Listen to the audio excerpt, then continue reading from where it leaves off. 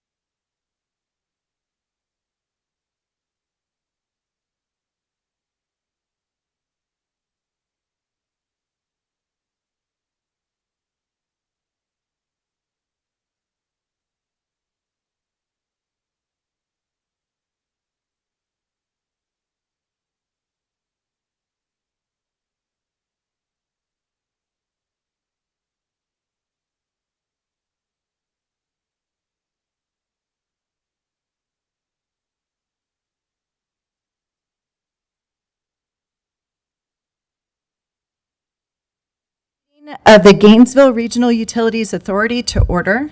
Mr. City Attorney, you are recognized. Thank you, Ms. Bryant. The first item you're going to find on your agenda, and the first item required by the new Article 7 to the city charter, is the found in section 7.07 of the city charter. It states, before taking office for any term, each member shall be given an oath or affirmation by the mayor or his or her designee, similar to the oath or affirmation required of a member of the city commission. That oath for members of the city commission is found in Article 2.11 of the charter. Of course, the administration of the oath is a ministerial affair, ministerial action, I should say, that neither the mayor nor the commission or any other city officials have any control over vetting, determining, or enforcing any qualifications. But it is an important aspect to get things started and get you working into your role as members of the Gainesville Regional Utility Authority. So without any further discussion, Mr. Mayor Harvey Ward will be able to administer the oath.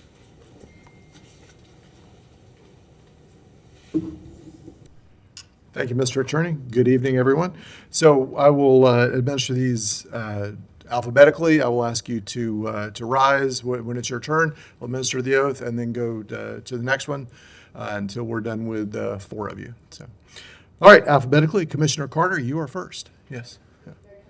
No, actually, we'll just do it. If you want to just stand and raise your right hand. Repeat after me, please. I state your name. Do solemnly swear. Do solemnly swear. That I will support, honor, protect, and defend. Support, honor, protect, and defend. The Constitution and government. The Constitution and government. Of the United States and of the state of Florida. Of the United States and the state of Florida. That I am duly qualified to hold office. That I am duly qualified to hold office. Under the Constitution of the state. Under the Constitution of the state. And under the charter of the city of Gainesville. And under the charter of the city of Gainesville. And that I will well and faithfully. And I will well and faithfully. Perform the duties. Perform the duties. Of a member of the Gainesville Regional Authority. Gainesville Regional Utilities Authority, sorry. As a member of the Gainesville Regional Utility Authority. On which I am now about to enter. On which I am now about to enter. So help me God. So help me God. All right, congratulations. Thank you. Yeah, y'all clap. You can clap. All right. Mr. Coates, if you would raise your right hand, please. I state your name. I, James Coates, Do solemnly swear do solemnly swear that I will support, honor, protect, and defend that I will support, honor, protect, and defend the Constitution and government the Constitution and government of the United States and of the state of Florida, of the United States and the government of Florida, that I am duly qualified to hold office that I am duly qualified to hold office under the Constitution of the state under the Constitution of the state and under the charter of the city of Gainesville, and under the charter of the city of Gainesville, and that I will well and faithfully and that I will well and faithfully perform the duties perform the duties of a member of the Gainesville Regional Utilities Authority, of a member of the Gainesville Regional Utility Authority, on which I am now about to enter. on which I am now about to enter. So help me God. So help me God. Congratulations. Thank you. Mr. Cara, if you would raise your right hand, please. I state your name. Carroll, Do solemnly swear do solemnly swear that I will support, honor, protect, and defend that I will support, honor, protect, and defend the Constitution and government the Constitution and government of the United States and of the state of Florida, of the United States and the state of Florida, that I am duly qualified to hold office that I am duly qualified to hold office under the Constitution of the state under the Constitution of the state and under the charter of the city of Gainesville, and under the charter of the city of Gainesville, and that I will well and faithfully perform and that I will well and faithfully perform the duties of a member of the Gainesville Regional Utilities Authority, the duties of the Gainesville Regional Utilities Authority, on which I am now about to enter. on which I am now about to enter. So help me God. So help me God. Congratulations. Thank you. And Mr. Lawson. I state your name.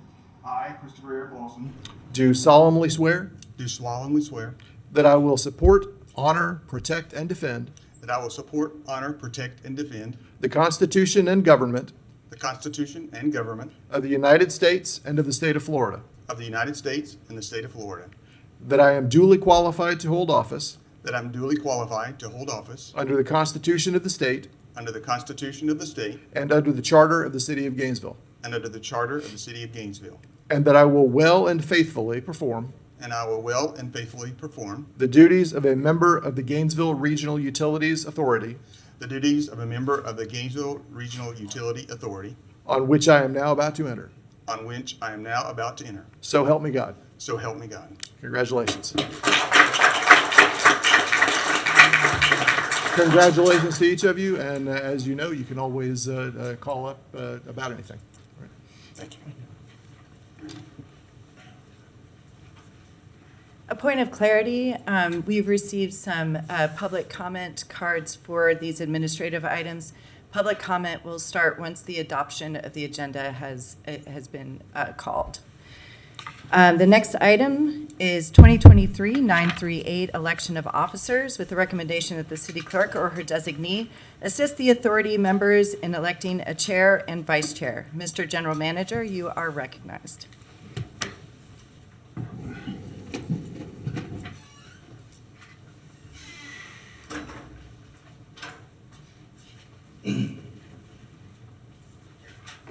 All right, so my name is Tony Cunningham. I am the general manager of GRU and now serving in the role of CEO GM of the GRU Authority. So really want to welcome you all here tonight. And as you all are well aware, the responsibilities of the utility and the utility authority are very critical to our community. We provide essential services of electric, natural gas, water, wastewater, and telecommunications throughout our community. And we look forward to continuing to do that well under the authority of the GRU Authority for the next years, months, and decades to come. So I first want to thank you for your willingness to come and be a part of the authority. And I've gotten to speak to some of you. Actually, I got to speak to all of you prior to the meeting. And I'm optimistic that we can work well together and continue the good quality service of GRU well into the future. So thank you for coming. So tonight's meeting, we are going to really focus on logistics. So we've all gotten together as a board pretty recently, and so we want to walk through some various logistics together, and that's going to start with the election of a chair and a vice chair. And so I'm going to take us through a little bit of what that looks like, and then I will turn it over for you all to make a decision along those lines. So with that, if broadcast, can I bring up the presentation, please?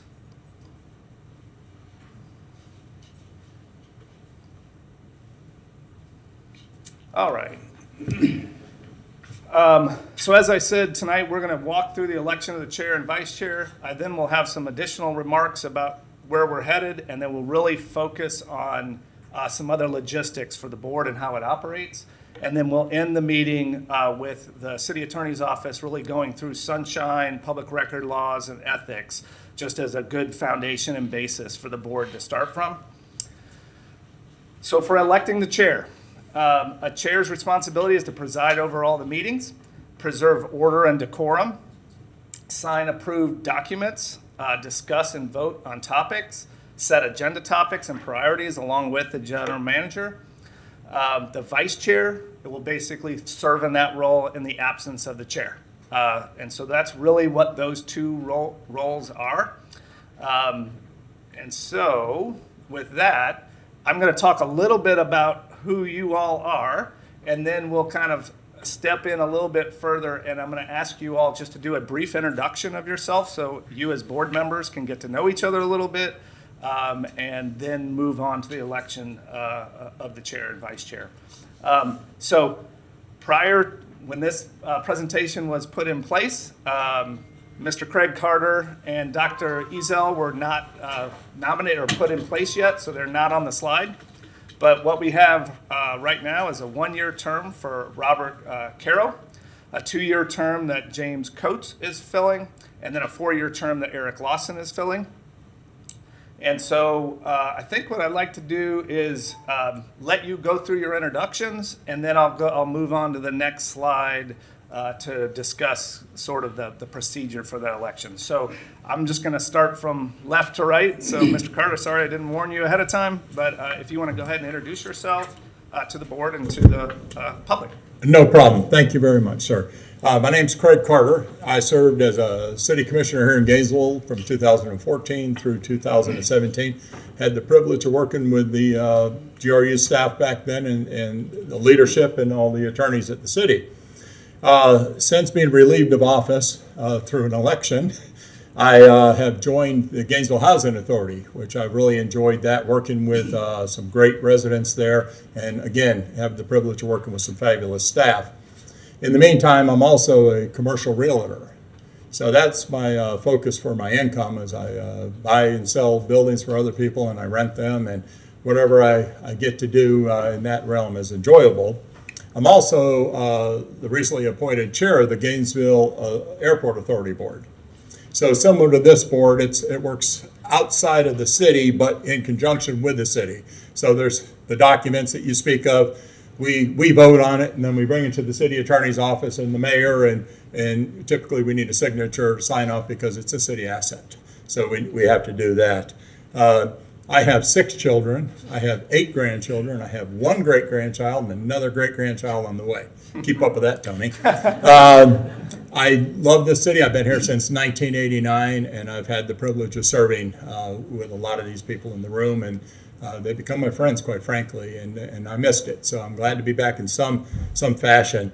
And if anybody up here doesn't like me and doesn't want me on this board, it's his fault.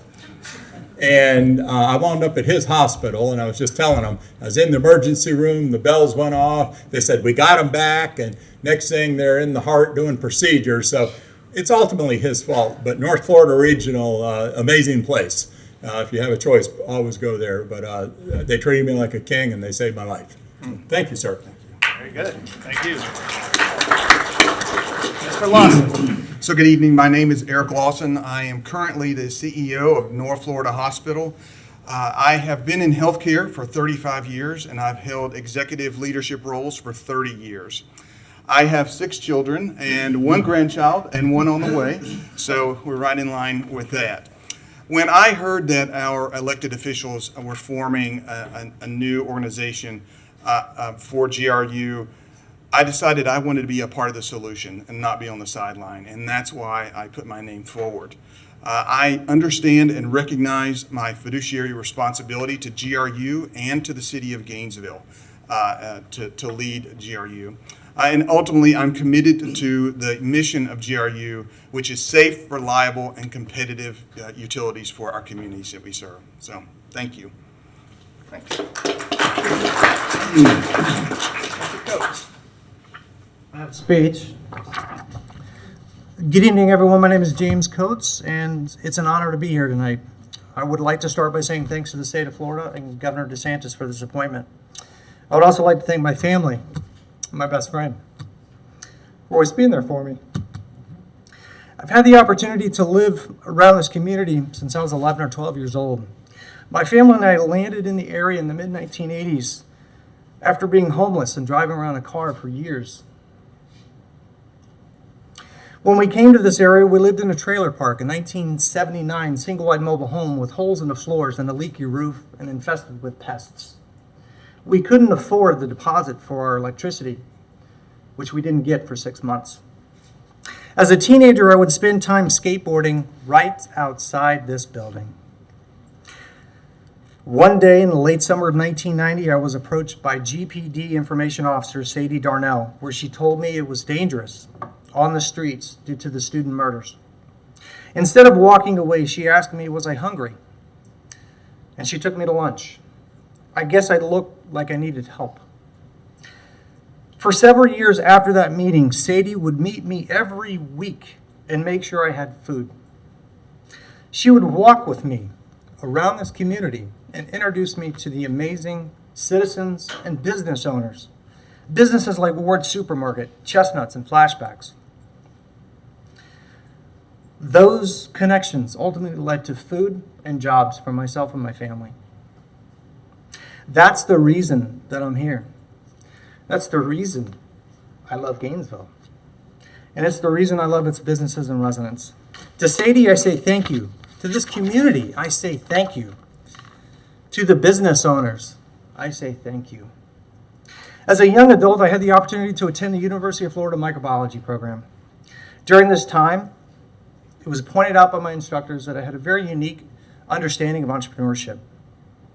That spirit led to the creation of several large businesses in this community, which provided jobs and scholarships and aided in the economic development of Gainesville and Alachua County, not to mention saving countless lives with the technologies that we developed. Since that time, I've consistently volunteered at the University of Florida Warrenton College of Business for the Veterans Entrepreneurship Program, as well as our local Chamber of Commerce and the City of Gainesville's entrepreneurship program that taught citizens how to start businesses. I have a bachelor's degree in social sciences specializing in intelligence data analysis.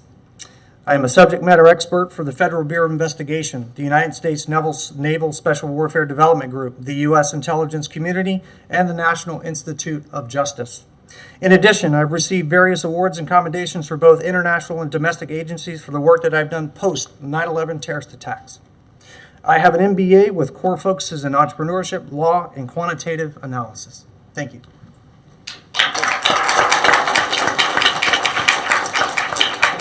Thank you, Mr. Coates. So, Mrs. Carroll. Oh, thank you. First of all, I'd like to thank the mayor for reaching out to me and to you, Tony, as well. And state that it's an honor, I think, to be appointed to this board, and I appreciate that. I guess I need to talk about my personal background. I'm a native Floridian. I was born in Marion County. My mother was born in Marion County. I went through all of my education up to college in the state of Florida for a while. As a young child, I went to a two-room. I grew up in a different Florida. I went to a two-room schoolhouse that had a one-room schoolhouse with 4 grades, and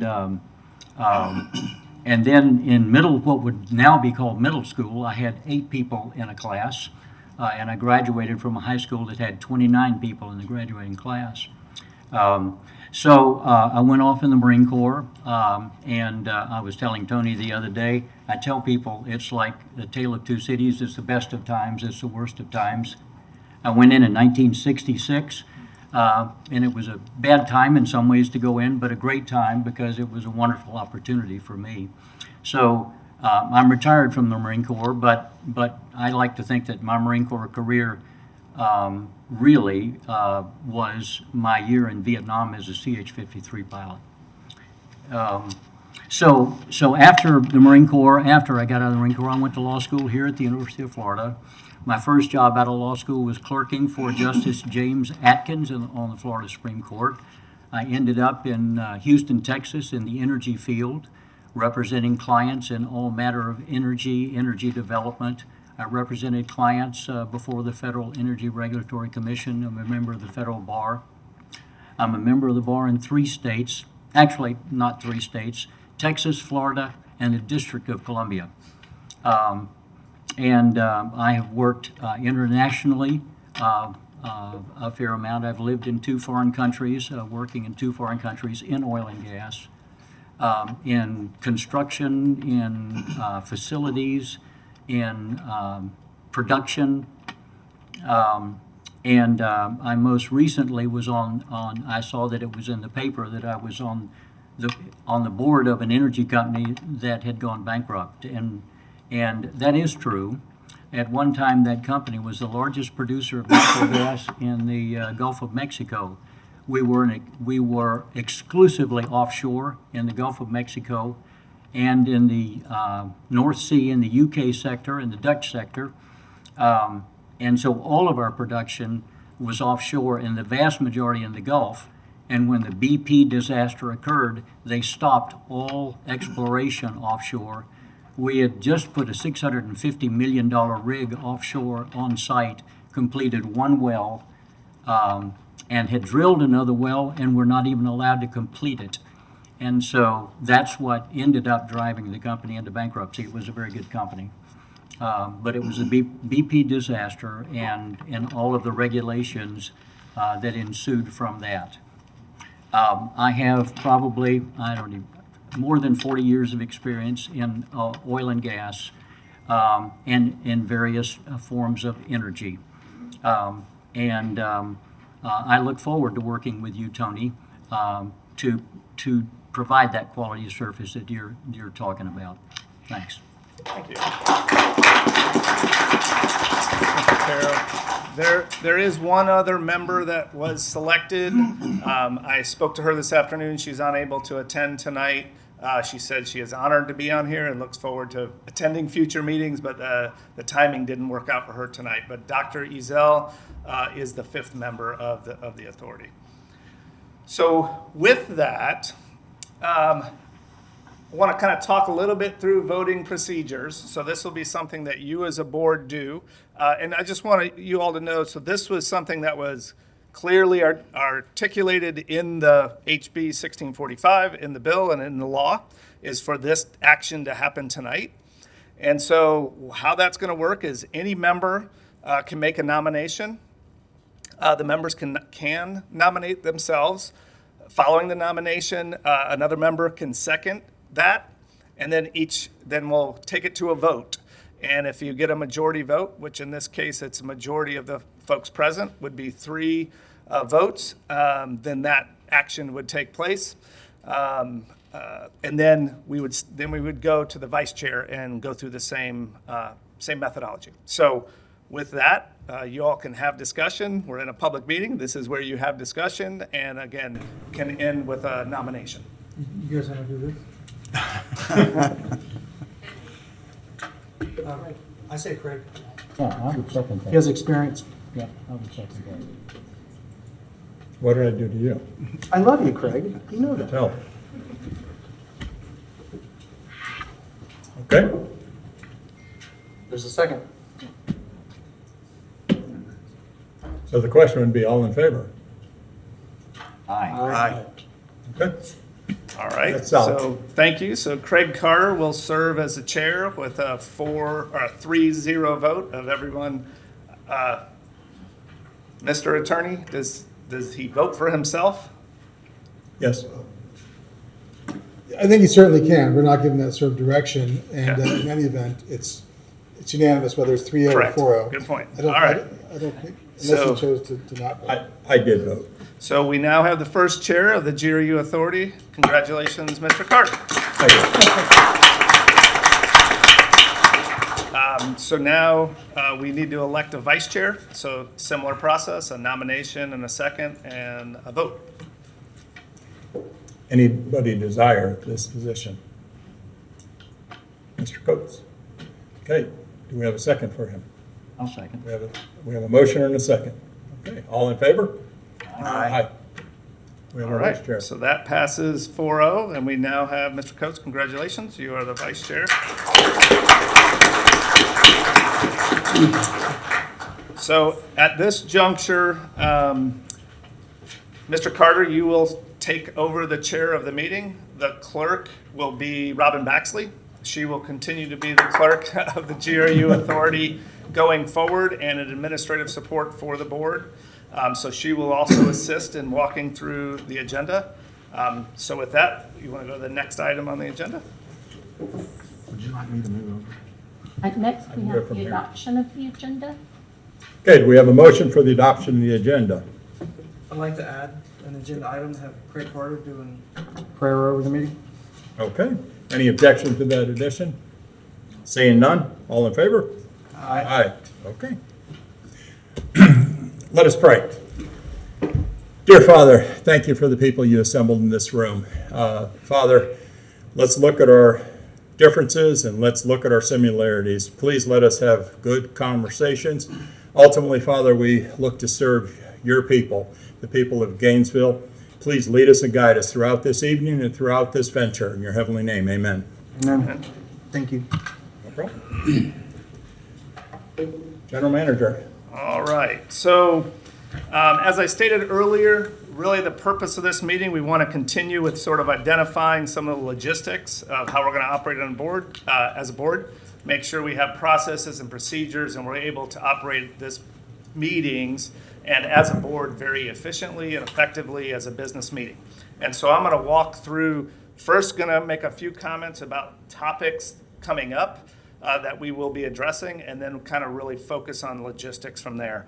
So one of the most important things and reminder that we always do with our staff internally is that we need to focus on our core business. We cannot lose sight of our core business. And so working together with the board and the general manager and the staff of GRU to make sure we are focused on delivering those core essential services to our community.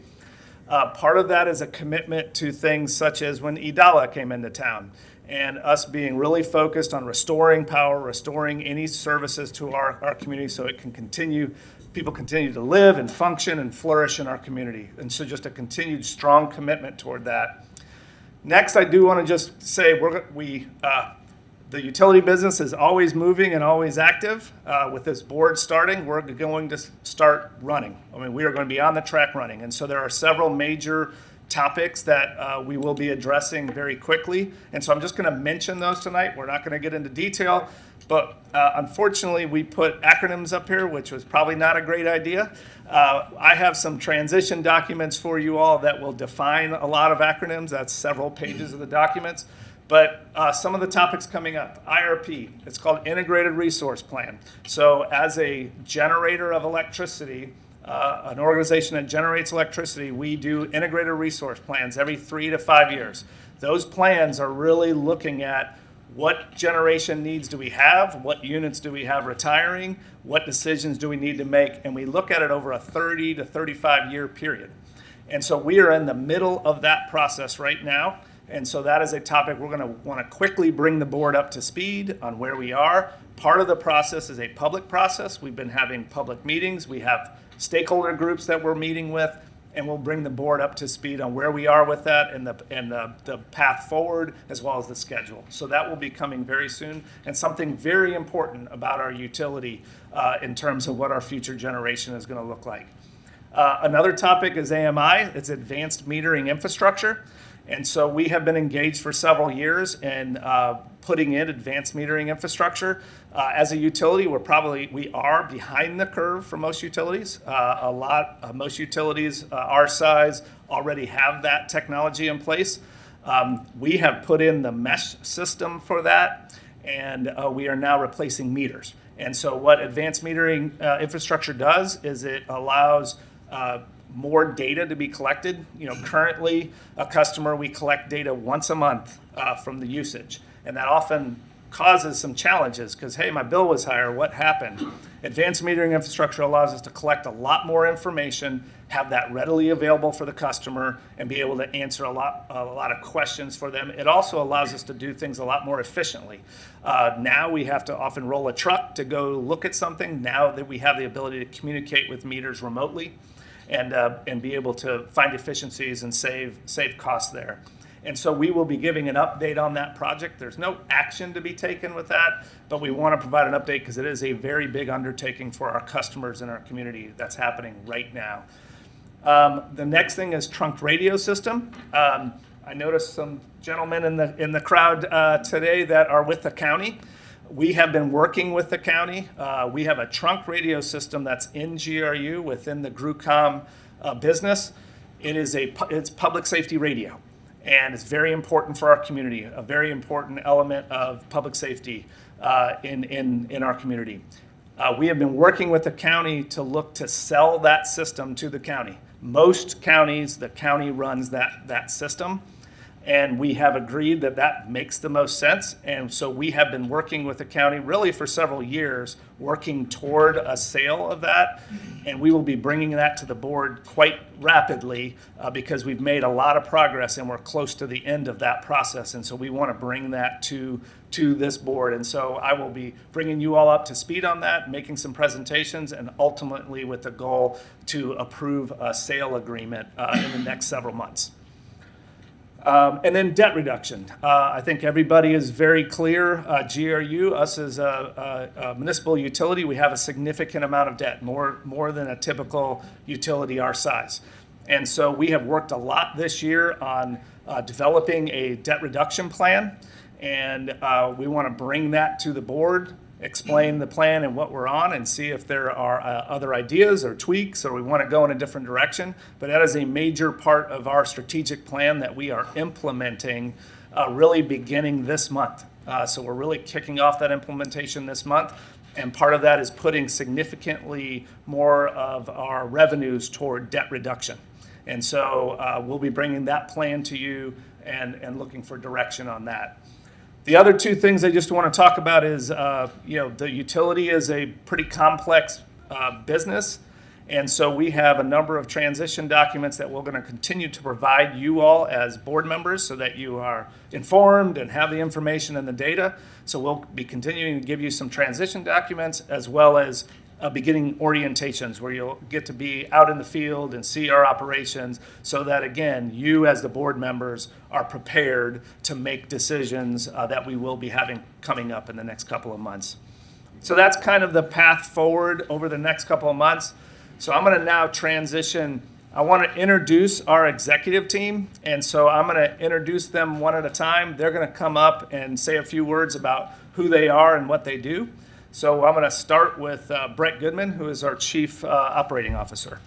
So, Mr. Goodman.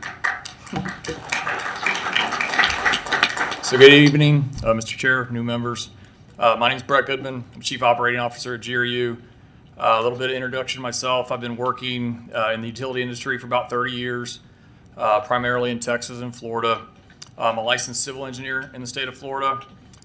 Spent roughly half my time in the private sector, helping public utilities and public agencies, and the other half has been as an employee of GRU. I'm very proud of that. I'm certainly proud to represent our operational side of our business. Some of those folks are here tonight. Where we pride ourselves in being ready, reliable, and resilient for our customers. Really important to us. Our operational units include over 650 employees, and they're dedicated to generating, delivering electricity, supplying natural gas to homes and businesses, offering world-class fiber optic telecommunication services, providing our community drinking water, a high-quality drinking water, and then beneficially reusing 100% of that wastewater that comes to our facilities. Really important. Additionally, we have operational staff that's dedicated to safety, training, and emergency response. And our number one priority in our operational area is adding value to the organization by providing the best services we can. That includes being stewards, excellent stewards of the money we generate from our customers, really important. Successfully operating, maintaining, and reinvesting in the $3 billion of assets we deal with every single day. And fostering a spirit of innovation and a growth mindset with our employees. Really, they're very innovative, creative people.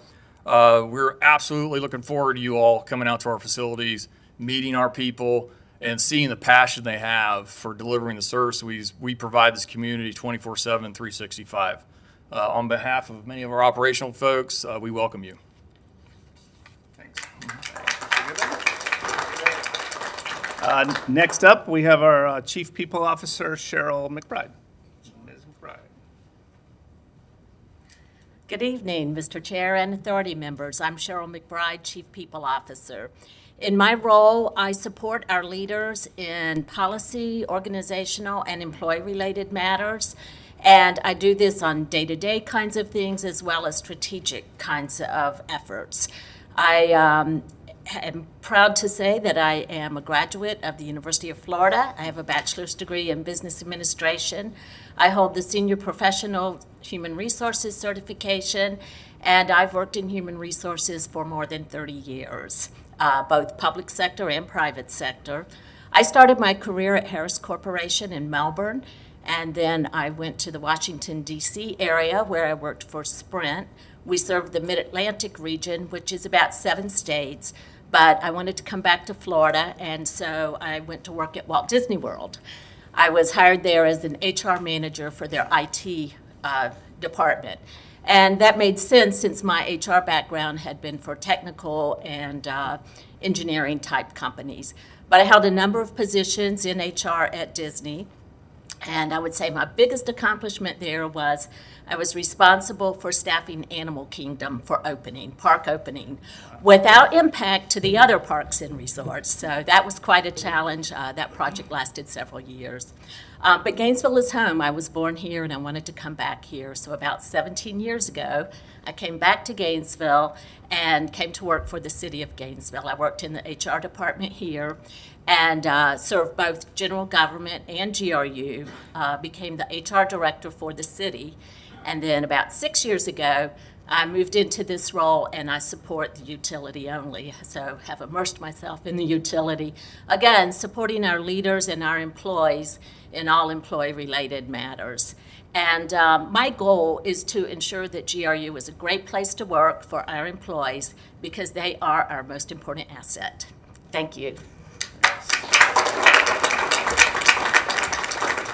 Thanks, Ms. McBride. Next up, we have Walter Banks. He is our Chief Information Officer. Hello, thank you. Welcome, everyone. Look forward to working with you. My name is Walter Banks. I'm the Chief Information Officer.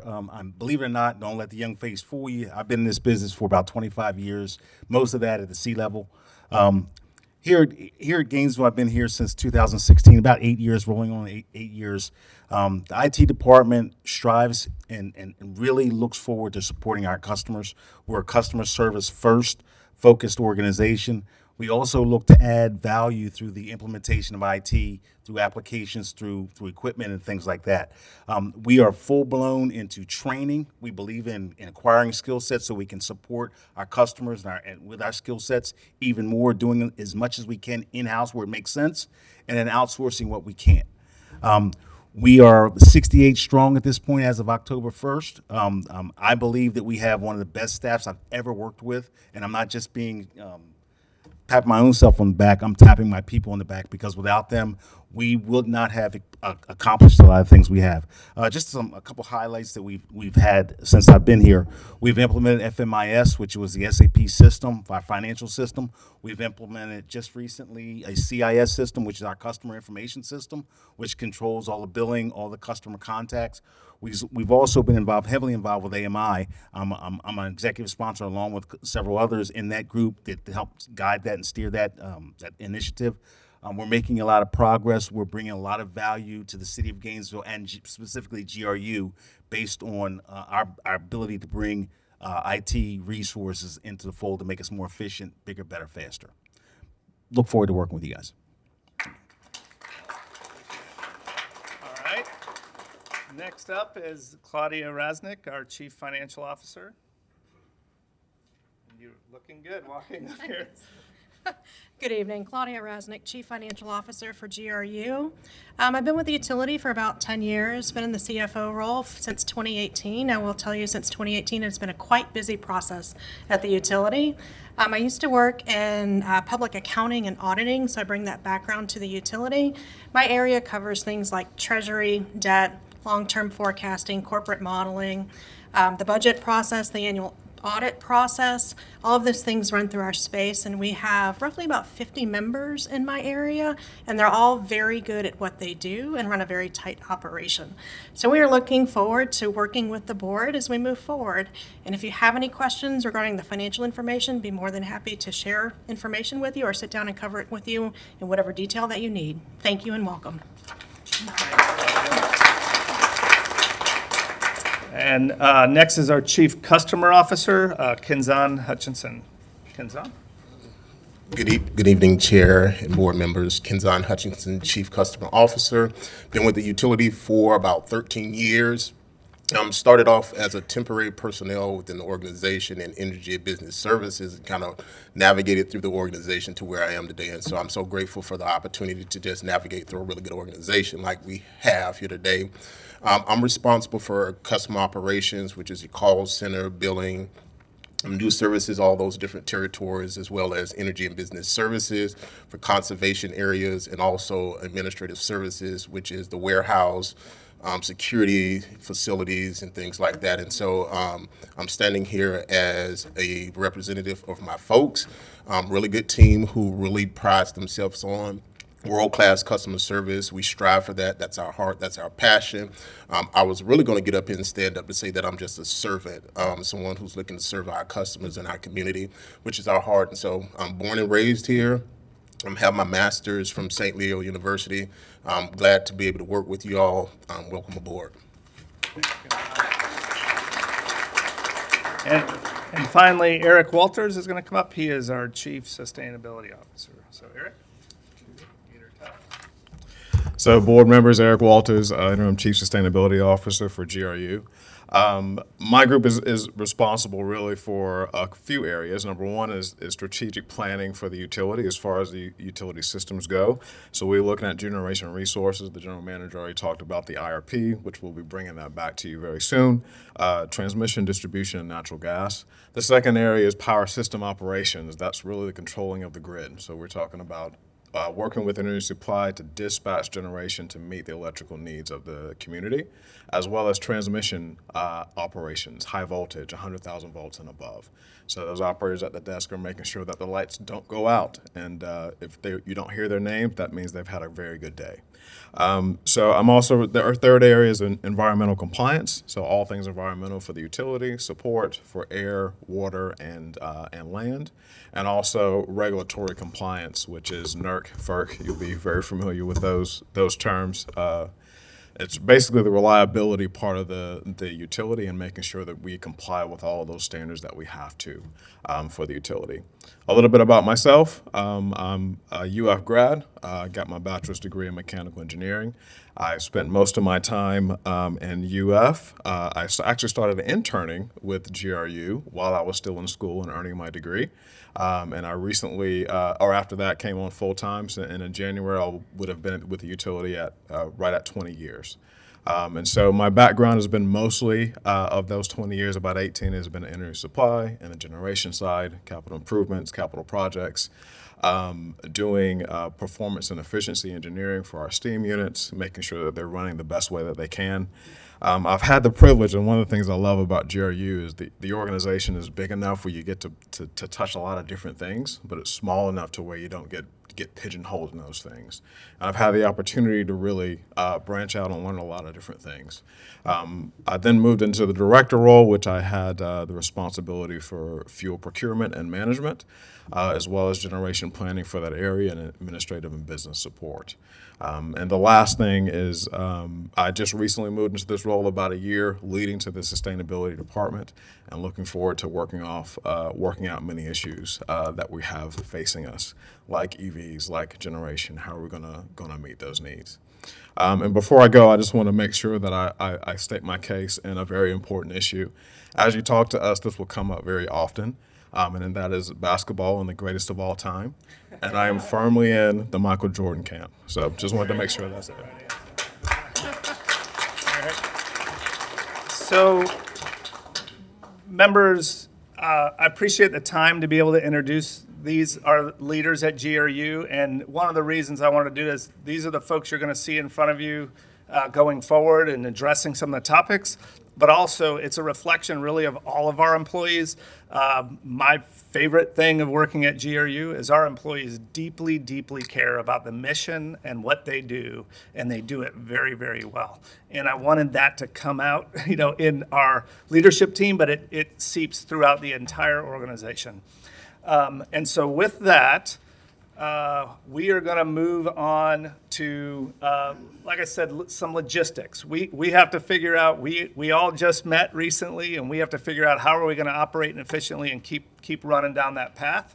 So I'm going to walk through a few different logistics. And so what I've done here is we have the bill, the HB 1645, that lays out some requirements. There are other laws that have requirements for things we need to do as a public entity. And then we have some decisions to make. And so what I'm trying to lay out is what I think are good ideas and recommendations, but ultimately this as a board is a decision for you as a board. And what I will be doing after several slides is putting those recommendations up and then looking for a motion. If during this discussion you want to go in a different direction than recommendation, that's perfectly great. But then when we get to the recommendation slide, we'll make sure that that's modified as we get to the motion and taking that action. So meeting frequency. So the bill has a requirement for us to meet, for the board to meet monthly. My recommendation is that we have a monthly regular meeting. And then if the board needs more information or wants to take additional action, at any time you can call a workshop or a special meeting. And really the difference between the two is a workshop is a place where you don't take any action. It's just to receive information and for you all to discuss together. A special meeting would allow you to take an action and vote and take a motion on something. So as we go through this, I think I'm just going to walk through this and then you all kind of have the discussion at the end. But that would be the recommendation, is a monthly meeting, and then the board at any time would schedule additional meetings. Meeting location. This is a GRU authority, so my recommendation is we meet at the GRU building. And there are a few things we're doing to make sure that that works as a boardroom. And we should have some of that in place for next month and then maybe finalizing it after that. But we are able to do that and able to have the meetings there. And so that's, again, my recommendation. Meeting day. So this wasn't a big mystery. I picked Wednesday because this meeting was on Wednesday per the bill. So I just said, let's meet on Wednesday. Again, that could be a decision of the board if you want to do something different. I will share with you, Dr. Ezel said Tuesdays is something that she has a regular scheduled thing. She could change it, but she would desire not to do that. So use that information as you will as you make decisions. The meeting time. So there's no requirement, again, in the bill or in the law. I'm recommending 5:30 p.m. As that meeting time, but that is literally up to the board. You all can decide any time to have your regular meetings. And then any special meetings or workshops, again, can be determined by the board to have at any time. Public notice. So we do need to notice our meetings, and they need to be open to the public and need to be accessible to the public. Our facility allows that accessibility, but we will also notice our meetings 7 days prior to the meeting. So whenever we have a meeting coming up, we will make sure, Robin will make sure that that is publicly noticed. Our plan right now is to notice that on the city website along with other meetings that are noticed there. Let's see, public comment. So there's needs to be a designated time of public comment. Recommendation is to have that and any time the board takes action to have public comment. So if you have an item on the agenda that you're going to take an action, then you welcome the public comment to comment, give more information so that you can help make those decisions. Member comment. We put it on the agenda today at the end of the meeting. It's just having an agenda item that's member comment. It allows for you as a member to talk about something that wasn't on the agenda that you want to bring up. As you all know and are well aware, you can't call each other and meet together on your own. You can only do that in a public noticed meeting. And so that gives you an opportunity to share information with one another or ask each other questions through that member comment time. Documenting the meeting. So by law, we need to keep minutes. Robin, that is her role, is to keep minutes. We also will be recording the meetings. So we'll be auto recording of all of the meetings as well. Consent agenda. This is just something that you can put in place where if we have regular business items that you are informed about and you have information about, but we need a vote on, but they don't need discussion at a meeting, you can place those on the consent agenda. Anytime, if there's something on the consent agenda and you want to discuss it, at the adoption of the agenda, you would say, I want to adopt the agenda, but I want to pull this item off the consent agenda, and you can discuss it. But it allows for efficient meeting for things that don't really need a formal presentation or discussion, but the backup information is enough to make an informed decision. So I want to lay out a couple other things. So the bill laid out specific duties of the board. And so those duties were setting rates, fees, and assessments, acquiring and constructing property, exercising eminent domain, issuing of revenue bonds, disposal of assets, preparing and submitting a budget each year by July 1st and submitting that to the city commission, and then the appointing removal of the CEO GM. So those were all specifically things called out in the bill, and so those will be the responsibility of the board. We're also recommending very consistent things that we used to bring to the city commission that we would bring to the board here, which is approval of contracts over $100,000 with exceptions. And some of those exceptions, again, are regular business that we do to run the utility. Each and every contract that's kind of going on, we wouldn't bring each and every one of those. They would be sort of the more, here's something different than just a regular operation of the utility. But anything that we do over $100,000, we would provide a report to the board each month of those items that we approved or I approved as a general manager. You will be aware of what those are on a monthly basis. Reporting bid protests, provide fuel levelization balance warning. So this is something I will be talking more with you about, but we have a fuel levelization fund that basically fuel, in the generation of power, fuel is a pass-through cost to our customer. But you're projecting what that fuel cost is going to be, and then there's an actual cost, and you're setting a fuel adjustment. Each month, as a general manager, I have the authority to adjust that fuel adjustment.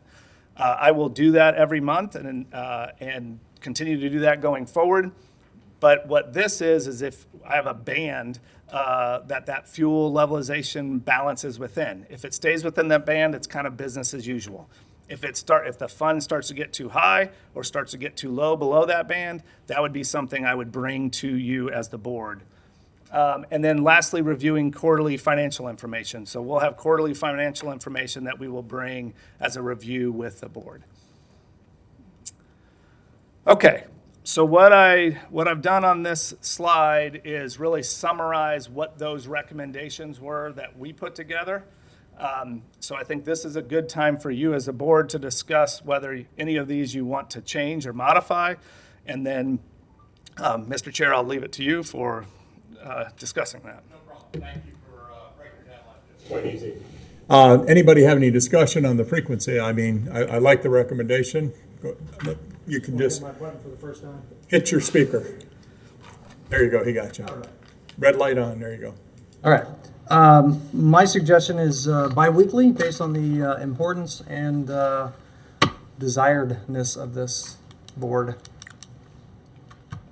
So twice a month, Twice a month. minimum.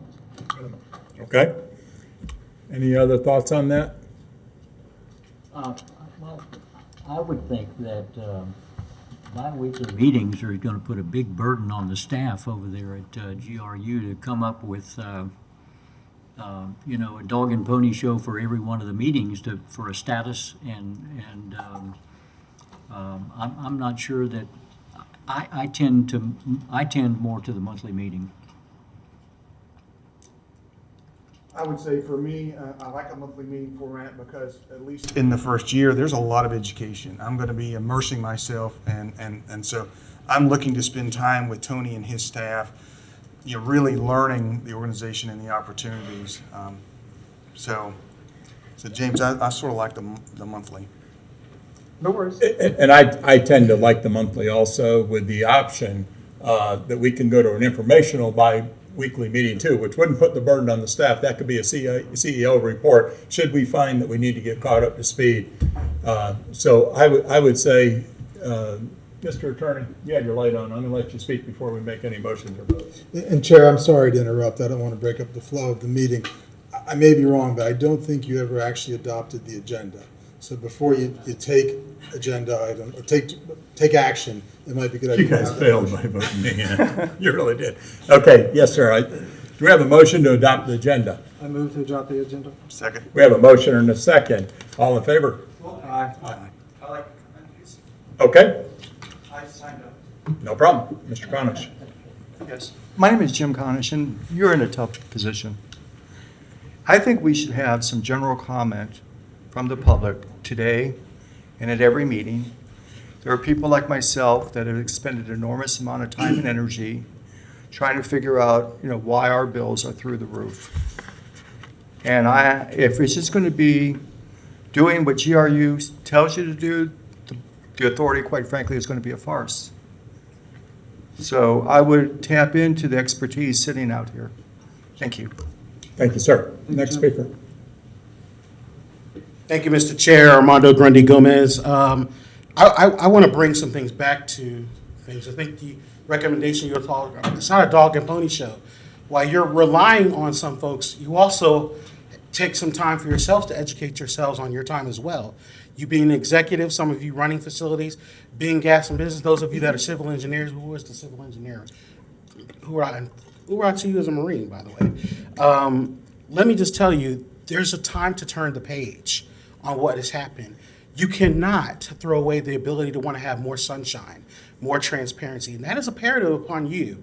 Now, all of us back here are now delegating to you to want to have that sunshine, that transparency. It is going to be imperative to not just have the learning curve met, but for you to look at understanding, why does GRU have the structural budget deficiency that it had?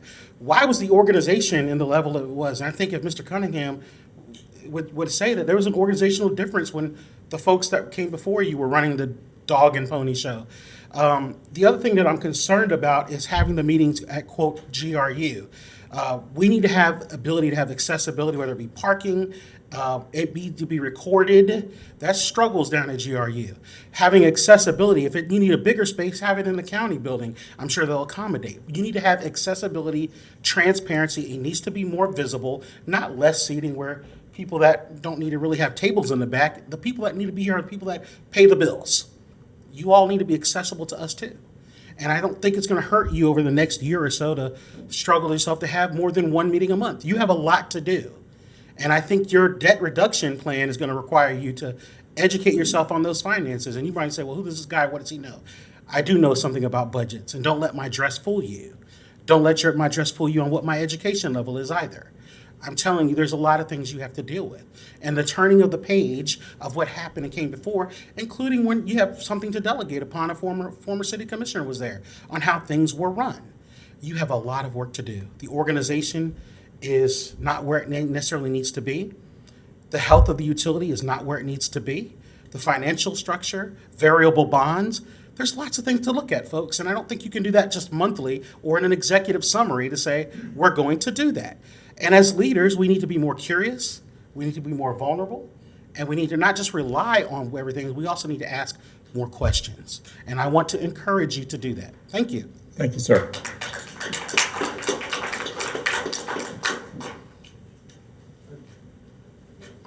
Johnny, I think there's one other person. Okay, yeah, I was just going to move out of the way. Sorry, Debbie. This is a little bit different. Usually they state our name and the meeting. Yeah. Sorry. All right. I'll go slow.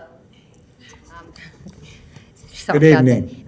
Good evening. Been a Thank while you. since I said First that of to all, you. I know. So good to see you again. Have you back. But I'm Debbie Martinez, for the public record. I don't know how the board's going to do it compared to the city commission. But I just want to say there's a big difference between the one item about public comment after a member motion. I urge you to please add general public comment. General public comment is where a citizen has an opportunity to speak to an item that's not on the agenda.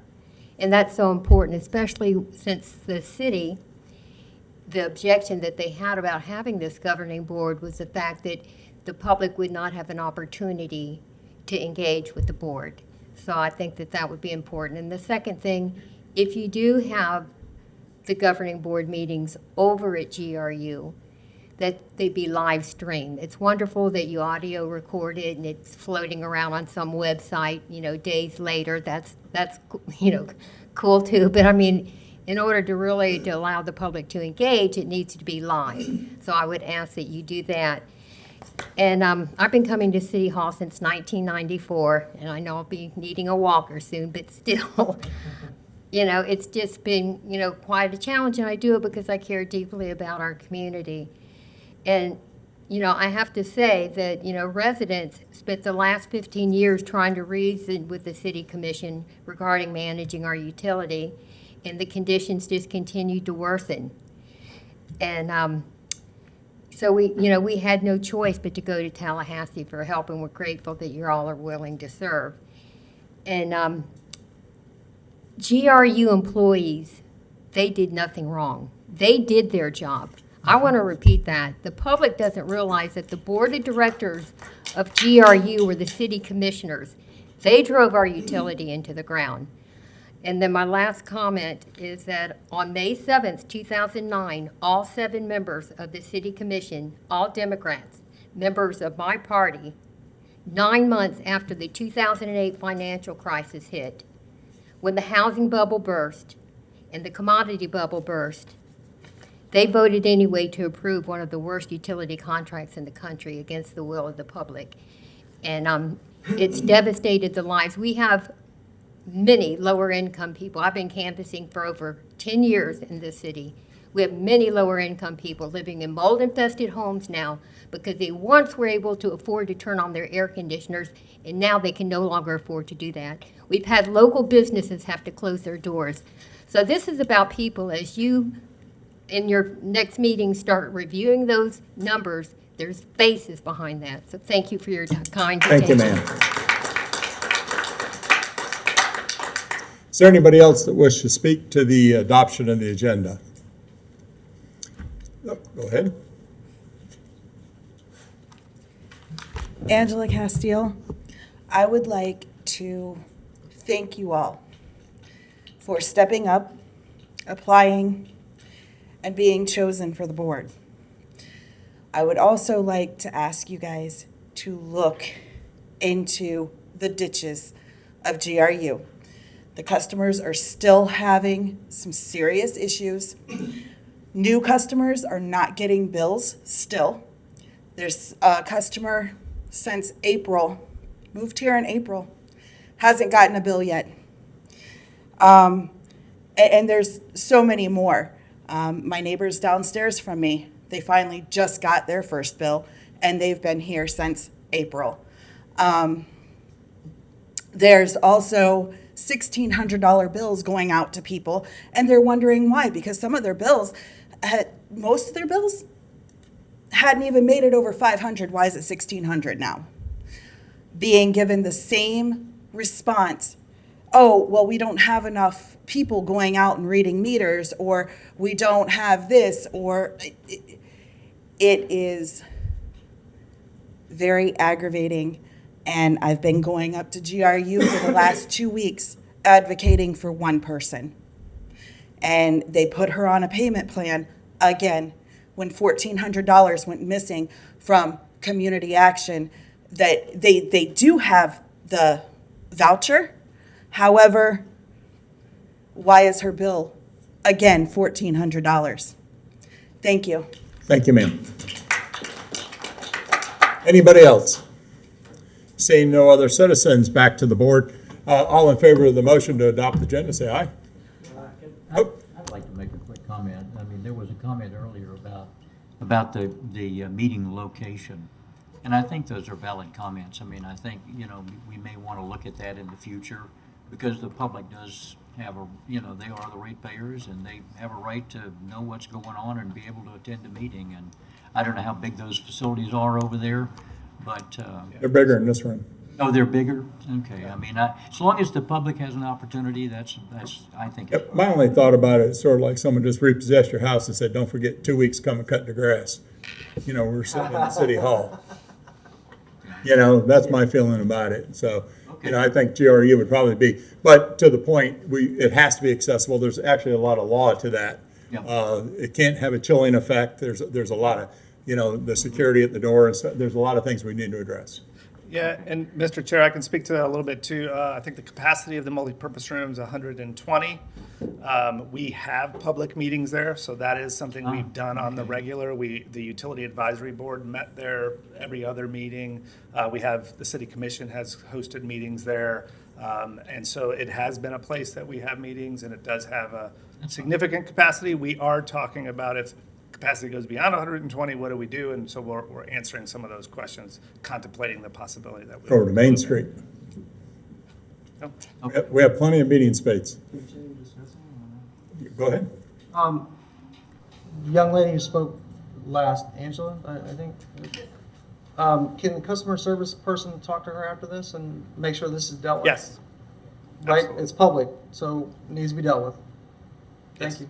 Absolutely. In regard to the location, I agree with Chair Carter here that we don't want to have any conflict of interest or sit in real estate that is Repossessed.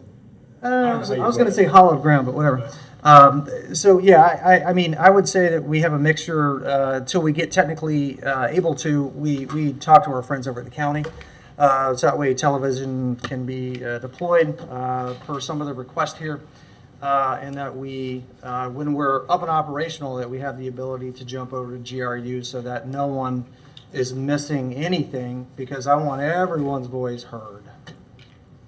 And I do believe they have a mobile unit that we used to use quite a bit over the multimedia for transmitting the television. So if we are going to try to do the streaming or the broadcasting, there will be improvements that we will need Okay. to make at GRU facility. We have the ability to do the audio recording now and stream. It's just the live streaming's the hiccup. Okay. Eric, anything? No, I agree. Okay. All in favor of the motion to adopt the agenda as stated, say aye. Aye. Aye. Okay, Mr. Attorney. Sorry for the delay. There you go. So I believe now we adopted the agenda, we're back to these items, and if you Yes. all wanted to continue to discuss those and make a motion related to those. So in regard to the once a month part. Right. I'm sorry, let me hit my button just so I can say I hit my button. It's fun. Anybody else want to hit a button before I do it? All right. I think that we should independently, it's our responsibility. If, we're appointed for a reason, I think we owe it to the amazing people of this community and, more importantly, the work family at GRU to start digging. And I love digging. So I say we start digging independently, which gives us the ability to have multiplication of ourselves. If we have a public meeting once a month, I'm okay with that. I get it. I understand it. But we owe this community and we owe this utility and the work family presence in it without confusing leadership. Is that fair? I completely agree with you. So it sounds like we have a consensus at once a month at this point, and then add meetings as needed. Do you want motions on everything? I think you can do it all as a motion if you kind of want to. As long as we have a consensus, you're going to take notes, and then we'll. That's okay. that's what I'm doing. Yes, sir. Meeting location. So we sort of touched on that a little bit, and live streaming seems to be something that is desired. So either we make arrangements to meet here, meet at the county that has the ability to live stream. I'm not sure, what their appetite would be to have us go over there, and what the expense might be. The county loves me.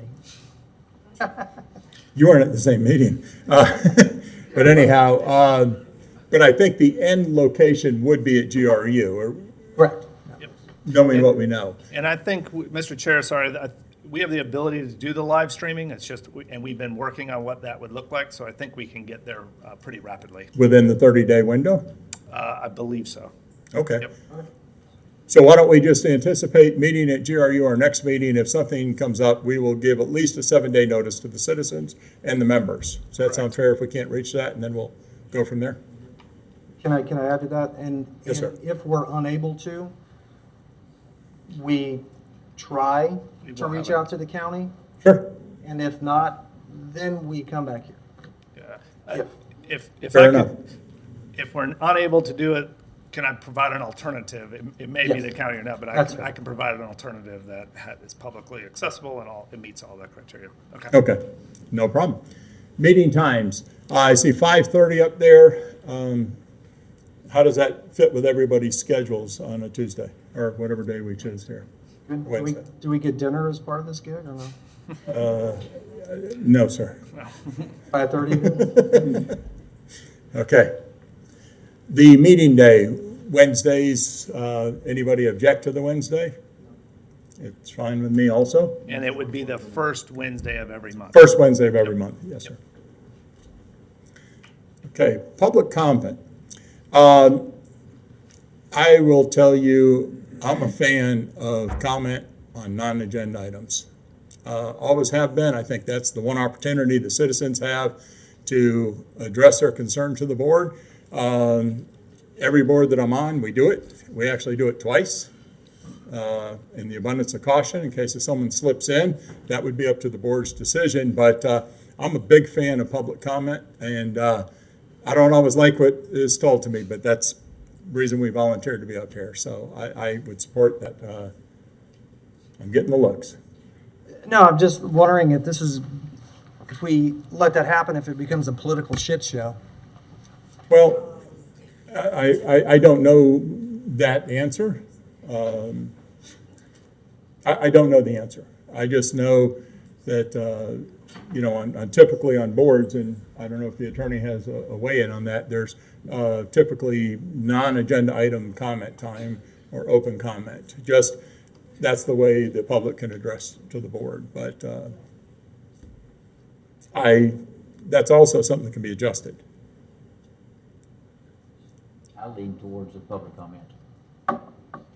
And if it does, you know, if it's abused like anything else, if the intentions are to get information to the board, that's what we're here for. What if it's information that has nothing to do with GRU, and we get a variety of people that want to slam the city commissioners and the mayor, and we have no control over that? Well, we do have control over that.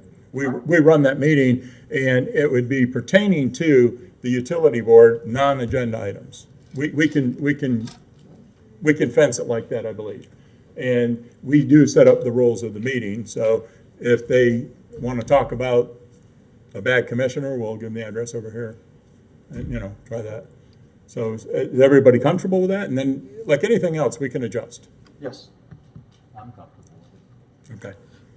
So can you summarize, characterize, so the thought is to have a general public comment at the beginning of the meeting related to the utility, but not necessarily on A non-agenda item. So obviously they have the opportunity to talk why it's an agenda item. But let's just say, for example, someone had a bad experience and they just want it to be heard publicly by the board, or a great experience in that matter. Let's not be negative. They have the opportunity to come up and address the board. And they're under the same time limits if that's what we choose, but at least they have a voice.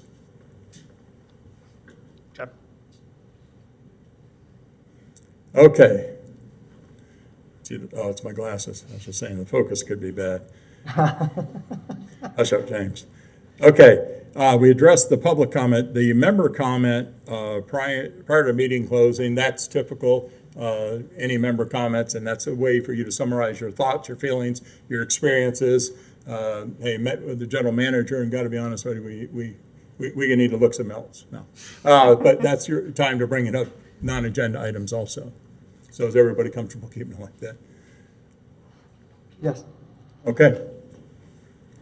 Yes, I'm picking on you, Tony. Okay. Documentation. Well, we went over that. I think the goal is to obviously have a recorded method. And live stream. And live stream. And what's important, and the attorney will, it needs to be searchable. We need to be able to answer public record. So there's a whole rule on that. Mr. Chair, yeah, you'll be required to have minutes kept at each meeting. Right. Those minutes need to be available. They will be public records, and they need to explain the happenings at the meeting. As to whether it needs to be audibly or recorded, you know, because video is not the correct word anymore. Video-wise, it's not required, and it's going to be up to the direction of this board and the capabilities of staff to accommodate that. Yeah, I mean, as long as we're in compliance, I think that's the biggest thing, whatever the local latest law is on that. The minutes are what's required. Right. Beyond that, again, it's going to be the direction of the board and the ability of staff to accommodate. Any other thoughts on that one? Okay. Let's see, public notice, definitely 7 days prior is a good one. And I think it's important to note that we discuss what's in the notice too. Yep. So, consent agenda, that's always a successful way to operate a speedy meeting, and anybody at the board can request it be pulled from the agenda, and sometimes you'll have a member of the audience ask that it be pulled and further discussed too. So that's also an option. So that works both ways on that. No problems on that? Okay. Let's see. This List them last- up. Yeah, the last one really is just summarizing kind of what was in the bill and how we bring things forward to the board. Okay. And let me add, I probably should have done this earlier, so we're going to take this motion, whatever motion is made, and one of the things, I'm going to get to it on the next page, is we have drafted a code of business conduct, and it'll document a lot of these things in there, and we'll probably add a little more information around each of them, and some of that based on the discussion we're hearing today, and then we'll be providing that draft to you as board members, and then eventually adopting that code of business conduct that kind of puts all this in place. So that's one of the reasons I'm looking for a motion, is to be able to take that action and then put it into that code of business conduct. So at this point, we could actually make a motion on what we're seeing on there. Yep. Because I think we've agreed to virtually everything up there, with the exception of the public comment, that we would be adding a non-agenda item, public comment time. So, And then the only other thing is the live streaming, the desire to live stream on the documentation side. so if someone would like to capture that motion, we'd entertain it at this point. I'll second. With the two changes. Madam Clerk, you have that? Okay, we have a motion and a second. Public comment. We have a list here. Finally getting to that, I'm sorry. First, we have Debbie Martinez. Debbie Martinez. Mr. Chair, regarding Mr. Coates' concern, we had for many years a utility advisory board, and we had general public comment, and it didn't turn into an S show. I don't ever remember anybody, just to make everyone feel at ease here, I don't remember any citizen coming to that meeting asking for them to mow their lawn or anything outside of GRU. I'm very engaged in our utility, especially since the multi-billion-dollar biomass financial disaster, and I only attended the utility advisory meetings twice, and I watched it, on Cox Channel 12 just fine. So I just think that you all can sleep well at night and not worry about anything turning into an S show. Thank you so very much. Thank you, Ms. Martinez. Next, we have Bob Tuning.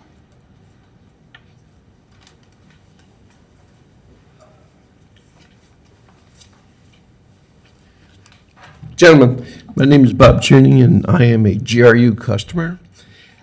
I think it needs to be said that this is historical. You gentlemen, and the lady who's not here, this is history being made, and it is of critical importance. And I'm not trying to add more burden to your shoulders, but what is occurring with this governing board is we have been waiting and praying for this for decades.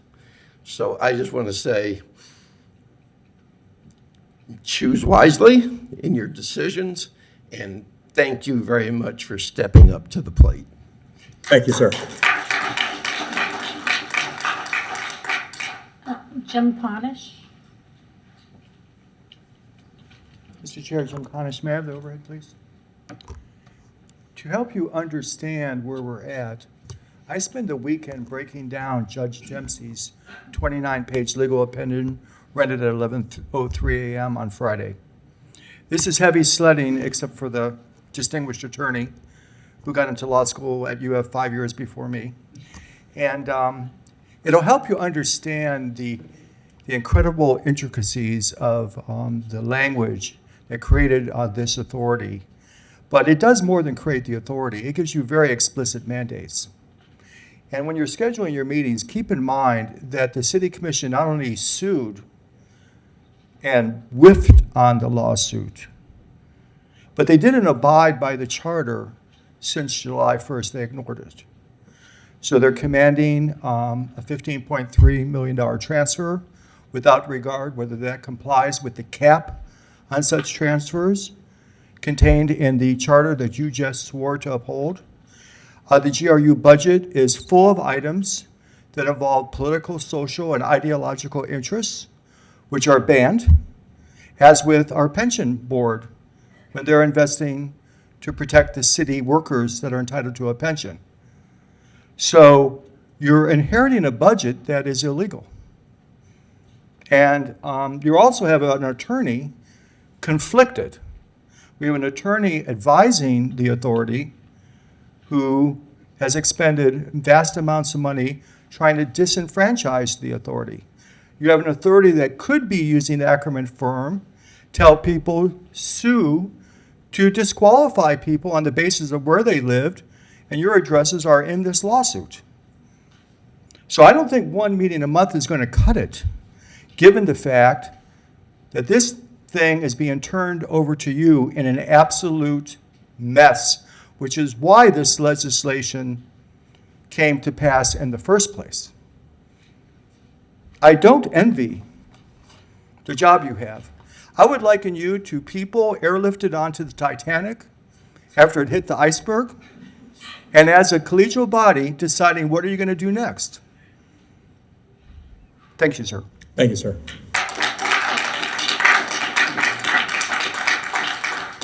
Bobby Murmur.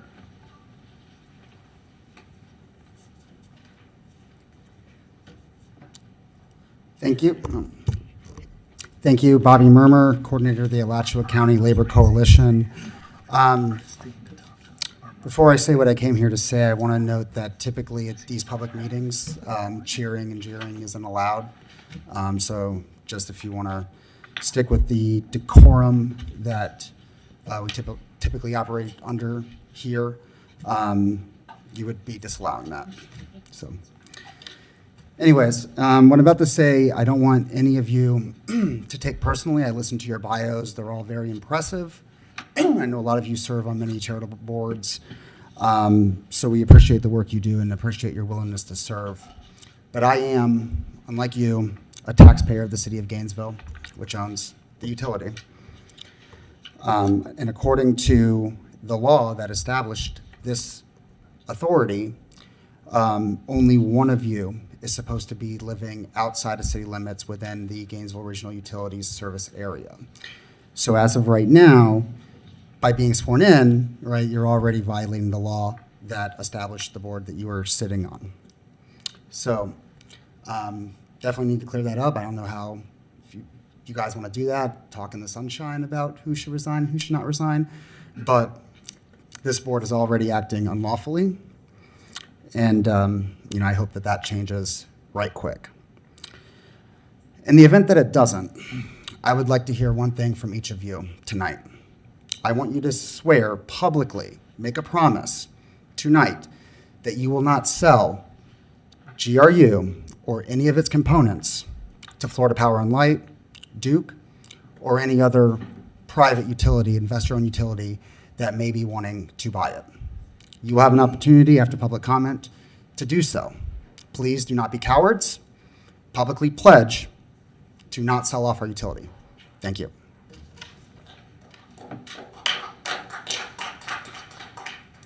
Armando Grundy Gomez. Mr. Chair, to my friend Bobby Murmur, I'll answer that question for you. You can't. It takes a referendum of the people. You don't have that ability. Wish you did, but you don't. And anyway, what I do want to talk about is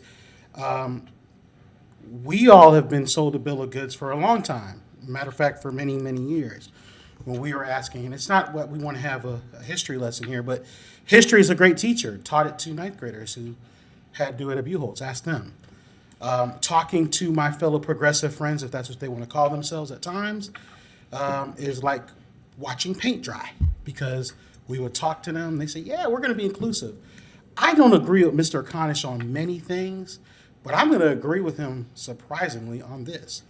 I don't know about the confliction, but I do have a question. Who's going to be able to provide you, since you're going to be an independent utility board, as your legal attorney? Is it going to be the city of Gainesville? If not, I think that's a question. That's a great question to ask, who's going to be the legal advice. And if not, is GRU going to provide or have somebody on staff to have legal precedent? That's one question to all of you all. You can work it out amongst yourselves.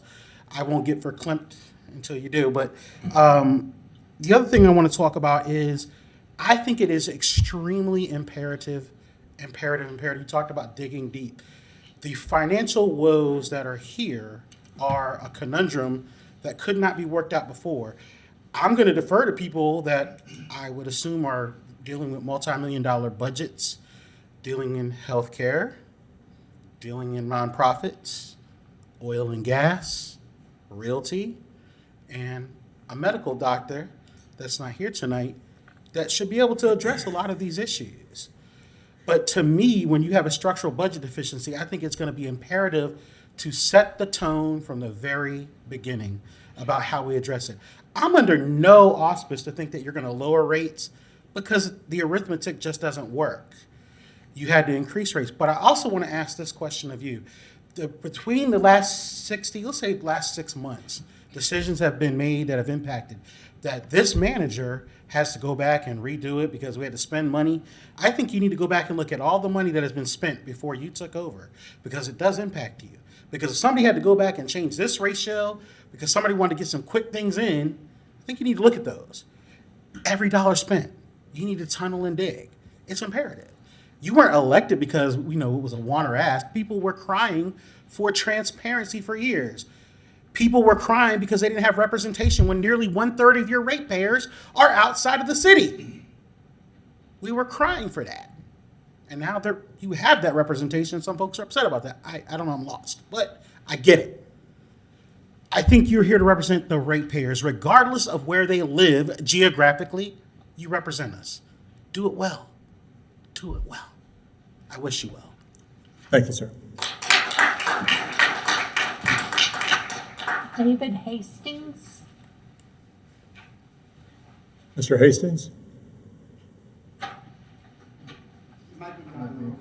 Yep.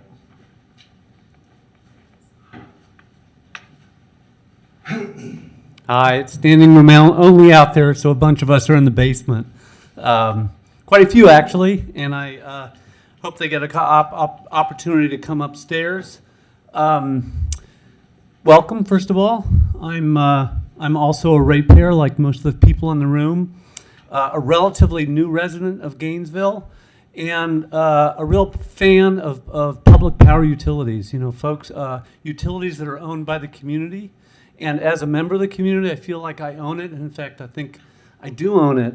I don't have a lot to say today, but my main concern is that the bill that was granted this authority said that 4 out of 5 of the folks who are on the authority should be residents and taxpayers of Gainesville. And my understanding is that's not the case. And I think it's very important that this law be followed. And I'm concerned that it's not. It's a really bad way to start out, to be flouting this law right at the beginning. And this law should be adhered to. And so 4 of the 5 of the folks who are on the authority should be residents of Gainesville, taxpayers of Gainesville. I have other concerns related to climate, related to a bunch of other things that aren't relevant today, but I look forward to involving these conversations as we go down the road. Thanks very much. Appreciate your time. Thank you very much.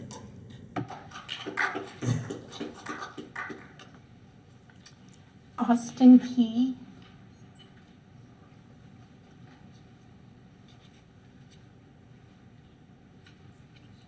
Hi. So this is the first time, I believe, in state history that a municipal utility board has been appointed. Could you state your name for the record? Oh, sorry. She did, but just so you do. Sorry, I'm Austin Key. And this is the first time that in our state's history that a municipal utility board has been appointed. It's unprecedented. And it goes without saying that, not having a precedent for something like that, you would want the board to operate under, goodwill, because we don't have any other thing to fall back on. And the fact that the board has not really been appointed within the terms of the bill as it was set up doesn't really bode well for the trust that the public can put into the board and the kind of decisions that the board will make. don't really know if the board is going to make the best decisions for the customer base of GRU, regardless of some of the other issues that residents and payers into the utility have with GRU. And so the confidence is maybe a little shaken, and I just want to hear that, the board is going to keep GRU as a city municipal utility, isn't going to try to privatize it and try to work towards, the goals of the board and improving the situation here. And that's pretty much all. Sorry. No problem. Thank you very much for your time. Tyler Forst. I'm not sure if I'm pronouncing that correctly. I believe he's downstairs. He may be downstairs. Okay. Give him a moment to come up. Do we want to go to the next person, and then this way, when he gets here, we can go ahead? That's actually it. We do have a comment from a citizen who didn't wish to speak but wanted to have it read. We were promised that all except one of you would be residents of the city of Gainesville, at least get the appearance of wanting to keep your promises.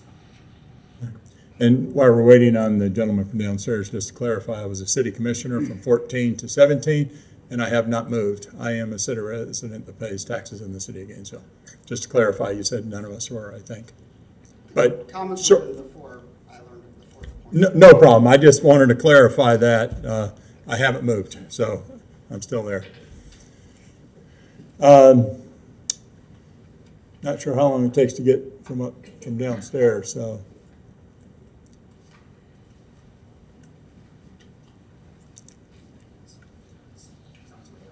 All of you are GRU customers?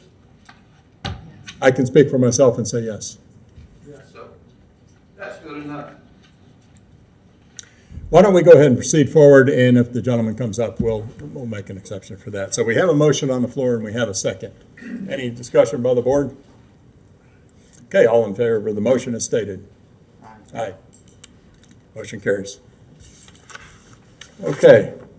So I do have one more slide. Can broadcast advance to the next slide, please? Oh, there's Tyler Forst. You were the gentleman we're waiting on? Yes, I was in the basement. Okay, and I apologize. We did vote on the motion, but please give your public comment on. I appreciate no you problem. letting me slide in here at the end. I just wanted to cover a few things, like was said by my name is Tyler Forst, for the Thank you, record. sir. I, like you all, are not a city of Gainesville resident, but I am a ratepayer of GRU, so I do have an interest in this. Excuse me. As was said before, whatever issues there are with GRU are not the fault of the workers of GRU. They work very hard every day to keep our power on. So I trust that whatever decisions that you do have to make, you won't balance the budget on the backs of the workers. And I'd also like to remind you that there is only one employee that you can direct, and that is the CEO right there. So as much as you may want to, you need to be sure to direct all of your directions to the CEO so that he can put them through the chain of command. And lastly, I would encourage you to move cautiously, given the uncertainty surrounding the constitutionality of this board and frankly some of your appointments. Make sure that your decisions rest on firm footing. That's all I ask. Thank you very much for your time. Mr. General Manager. Yes, thank you. So in the spirit of the other things that we've been doing tonight, there were two additional specific requirements in the bill, and I wanted to make sure that we as a board are bringing that to the board with recommendations. And so the bill required that the authority develop an ethics policy and a code of business conduct that shall be reviewed biennially. My recommendation is that you all follow the Florida Commission on Ethics guidelines as the ethic policy, and then we have drafted, and we're putting a little more meat on the bones and taking some of the information from tonight to have a code of business conduct that I will bring back and deliver that to you as board members that you all, again, can modify and then eventually adopt. And so we'll be bringing that to the at a future meeting. So I just want to comment on those two things. And then really the next, we can go to the next item of business after that. There's no action to be taken here. I just wanted to give you that information. The next item is 2023941, overview of sunshine laws, ethics, and public records. So the recommendation that you hear a presentation from staff. Yeah, so I'm going to turn it over to the city attorney, Dan Nee, and I think he has some staff here to do that presentation. Thank you, Mr. Chair. Again, I'm Daniel Nee, the attorney.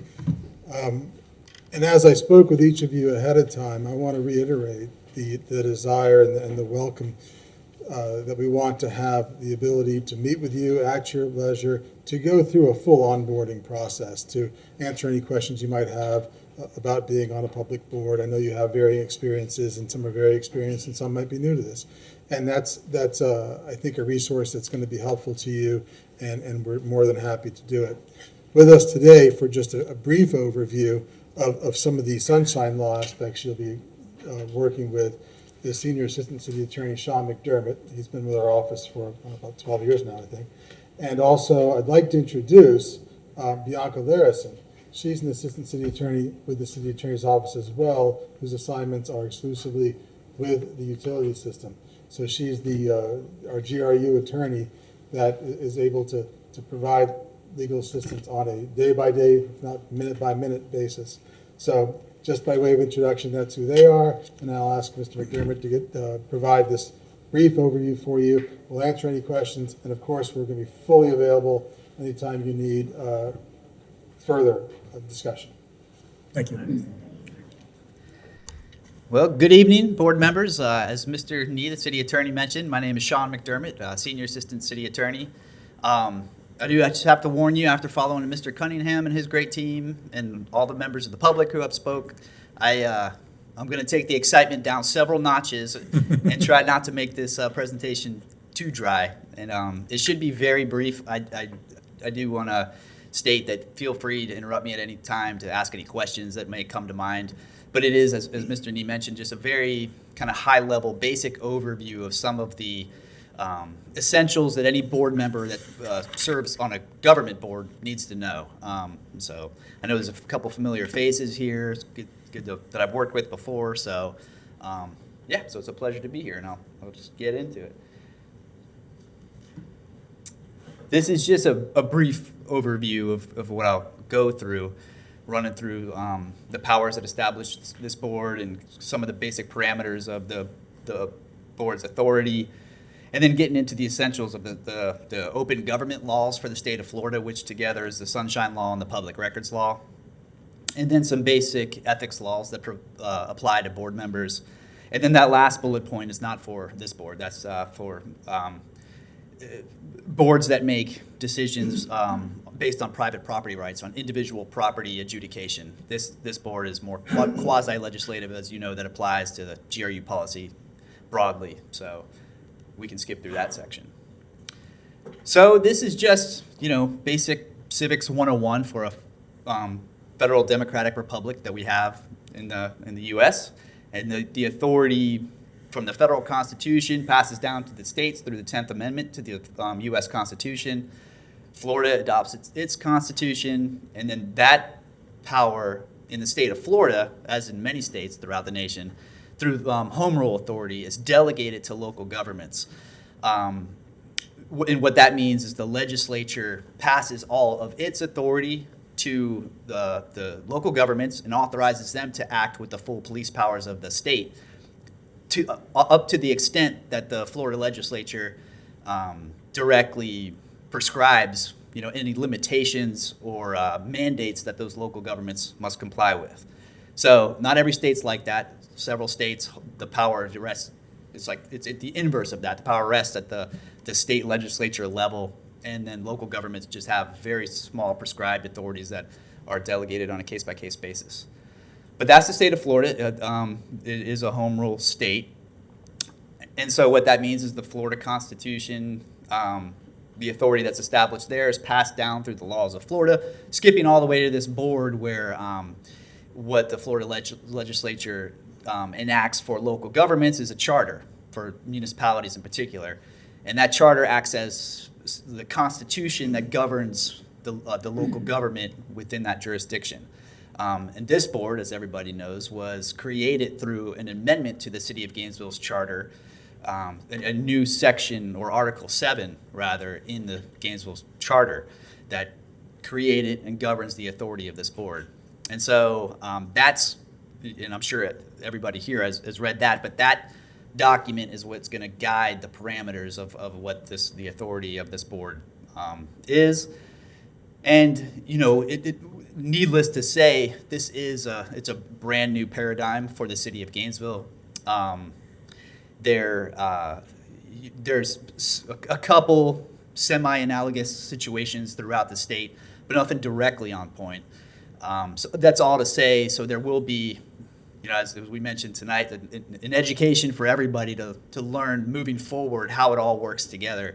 And I think, you know, the city attorney and our office, as well as other city staff people are you know, more than happy to help as we move forward in that regard, just to, as things inevitably will come up that we'll have to dig into deeper. Okay, so that gets us into the Sunshine Law. This was already discussed a little bit tonight, some of the particulars.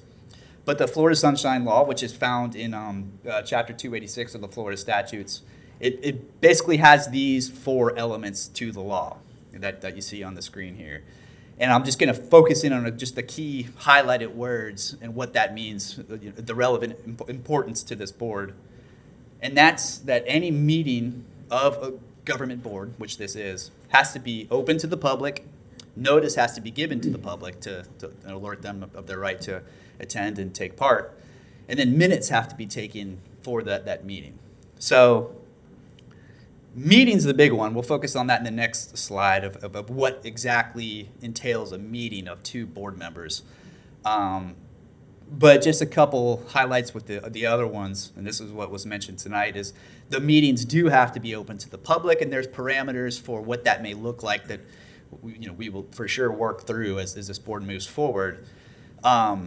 Somebody mentioned, I think Member Carter might have mentioned, a chilling effect. The meetings have to be held in a place that is completely open and accessible to the public, that doesn't chill the likelihood that any member of the public would attend. It generally, in a place like this, government chambers or the GRU administrative building, that's perfectly fine. Sometimes there's novel ideas mentioned of, can we have a tour, like where the board meets and does a tour of all the GRU facilities? That would be getting into problematic territory. That's just one example, because that would not be open as has been held by the Attorney General in the state of Florida. So yeah, it has to be in an accessible location. Notice has to be provided. These types of things staff generally takes care of. So these details, it's good to know, but you won't have to individually take care of this. Notice is generally provided, at least the general best practice rules is 7 days, at least 7 days notice of a meeting. The city publishes a notice of meetings that any meetings from the following week will be noticed on the city's website. So that's how notice is generally provided. Minutes have to be taken. So this is kind of important, that any whatever the business of the board is that night, a very summary written analysis of what was done has to be taken. That's the minutes requirement. And I say that's important because the Sunshine Law, just FYI, it does not require meetings to be videotaped or even audio recorded. So there's some discretion that way. A lot of governmental bodies, of course, like to lean into the transparency that to give transparency to the public. That's why facilities like this are generally provided for the meeting places, but it is not a requirement of the Sunshine Law. So what does a meeting between 2 board members entail? And that's what this next slide is So the Florida Supreme Court has held that it's any gathering, formal or casual, between two or more members of the same board, and that's key. So the Sunshine Law doesn't apply to, if a member of this board wanted to meet, say, with the City Commission, a member of the City Commission, or any other governmental board. The Sunshine Law doesn't. It only applies to a meeting between two or more members of the same body. So when two members of the same body have discussions, it doesn't have to be in person, but have discussions about anything that you can see in this language, any matter that will foreseeably come before this board for potential action, that's what triggers the Sunshine Law. And so some key examples of what that would be is, again, it doesn't have to be in person. It can be a meeting can take place through email or a phone call or casually in Publix. And it only becomes a meeting in any of those avenues when the board members bring up a topic that is the board's business, essentially.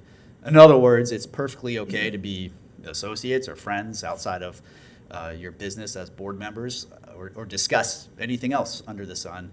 You just can't discuss any board business outside of an open public meeting. So it's fairly common sense. Just keep in mind it's sometimes easy to inadvertently, potentially run afoul of that. Emails is a common one. And just one practical bit of advice: if you get an email from staff or anybody else that has a board business, and say it's sent to all members of the board, that one-way communication is okay. So if staff sends an informational email out to all board members, that's okay. It's what you want to be careful then is, as a board member, not to say reply all on that email with your comments. And since it's reply all, it includes other board members. That would be a violation of the Sunshine Law. That would be outside of an open public meeting. So text messages, be very careful with any kind of communications like that with other board members. Just want to keep that in mind. Which gets us into public records. This is, so as opposed, I always like to clarify that the Sunshine Law applies to two or board, when communications between two or more board members. The Public Records Law applies much more broadly. It applies to any communications that a board member may have with anybody. It can be other board members, it could be members of staff, it could be members of the public, anybody. It's any communications that have anything to do with official business. And it can be any medium. So it can be emails, voicemails, paper, documents, anything where data can be recorded. And again, to anybody that has to do with official business of the board, that is a public record under Florida's Public Records Law. And it has to be retained according to certain schedules that are provided by the Florida Department of State. We don't have to get into that level of detail. Just be cognizant of any emails you get as a members of this board, or of any other types of communications, to set up some type of system that is safeguarded, that you can retain it for the life of being a board member. And then when you're finished your service as a board member, then you can turn over all those public records to the city staff. And city staff can help you with, if you wanted to, if you don't already have it, I'm not sure, but you can get official city email accounts where you can, easily do all your city business with that email account rather than trying to manage this yourself with Gmail or whatnot. So there's ways you can make it manageable. But yeah, just keep that in mind with public records. We don't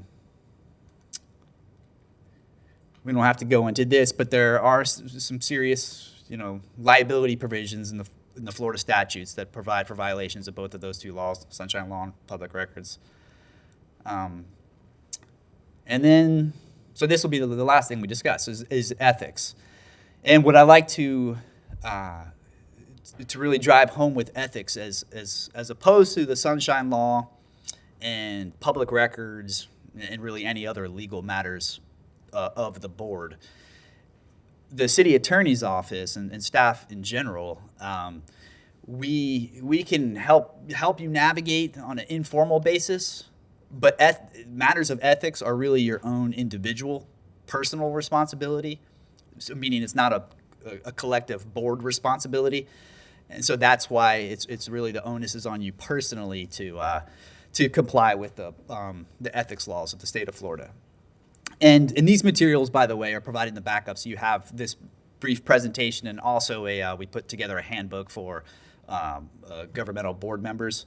So all this information is provided to you. But what I wanted to say is this: if you ever have questions about any possible issues of ethics, the Florida Commission on Ethics is really who you want to go to. They have this hotline number, and they're very responsive. They usually will get you an answer that same day. But they can help work through any of these issues we're about to dive into just very quickly, and help you, give you a firm opinion that is binding and clear, as opposed to what any staff for the city may be able to do, which again is just a very just informal guidance. So this is not for this board. Elected officials have to do a certain training. This is disclosures, so financial disclosures for board members.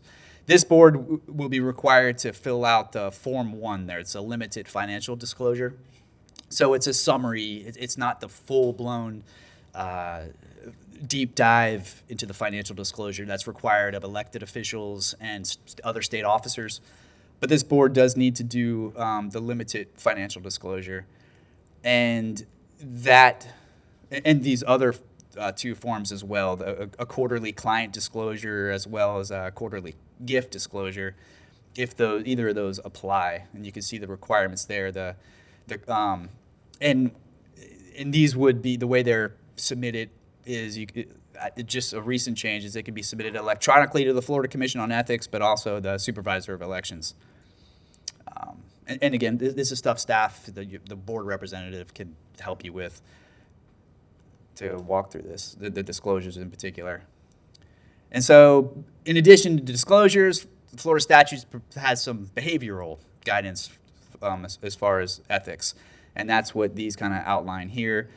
And don't want to necessarily read them to you, but there's a couple provisions that govern your public duties versus private interests. That's a typical area that could be a potential conflict of interest.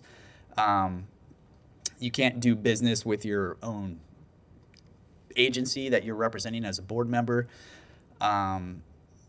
You can't have a continuing conflict of interest, like a frequently recurring conflict of interest. There's just one example, hypothetical, just to give you an idea of what that is. We've run into situations where we've had an architect, for instance, serve on a public board of the city of Gainesville and was one of the sought-after limited architects in town that can do certain projects that happen to be frequently brought to the city of Gainesville for a decision. For a potential development order. And so we had to work through that issue with the Florida Commission on Ethics. Is that a frequently recurring conflict of interest that is prohibited by Florida statutes? And by we, again, I meant the personal board member in particular, but we helped guide them to where they could find those answers. But gifts, the Florida statutes is pretty strict about what gifts that board members can accept, particularly when it has anything to do with your business as a board member. So, examples would be, if somebody wanted to offer you a nice dinner and skybox tickets to a UF football game, not necessarily because you're a genuinely authentic friend of theirs, but oh, you're a board member for such and such? Well, yeah, why don't you come do this? That that's where you could kind of start crossing into some territory that you just want to be careful with. There is a dollar limit that's acceptable, but I think the best practice is just to accept no gifts on behalf of being a board member, and particularly if it's ever done with the interest of swaying your vote in any way, and that's strictly prohibited. So. That's gifts. I think this is the last thing. Is the ethics laws do require board members to be active board members, and what I mean by that is to show up and to vote on the matters that are before you. As appointed board members, it's the state just by statute does not allow abstention or other kind of political maneuvering of to not vote on an issue just because it's politically uncomfortable or whatever the case may be. You're actually required to vote unless you don't have to worry about the second exception. But the only potential exception that would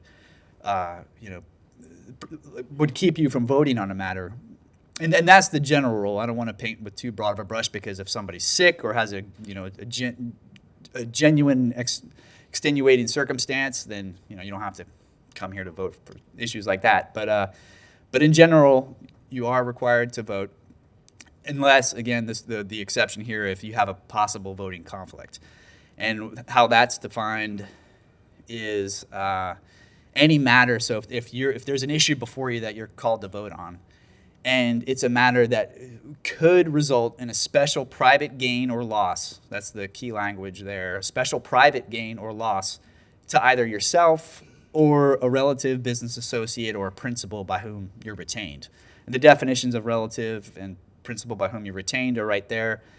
It is not, third cousins necessarily. It's a fairly tight definition of relative.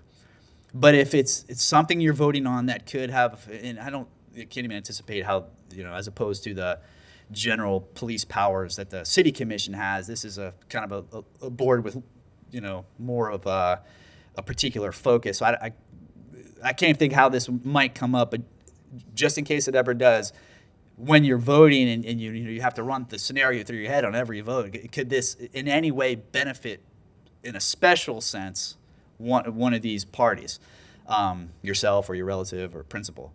And again, the key language is a special private gain or loss. So that's not to say, the decisions that this board could make will very well, affect just the general public throughout the city of Gainesville. But we're talking more, decisions that in some way affect one of these prohibited parties in a way that is different or above and beyond the general public. So that's where you would have to declare a voting conflict. And to do that, it's easy enough. You just verbally disclose it. It's not rare at a meeting for the member to kind of just realize, oh, I have a voting conflict. So you would disclose it verbally.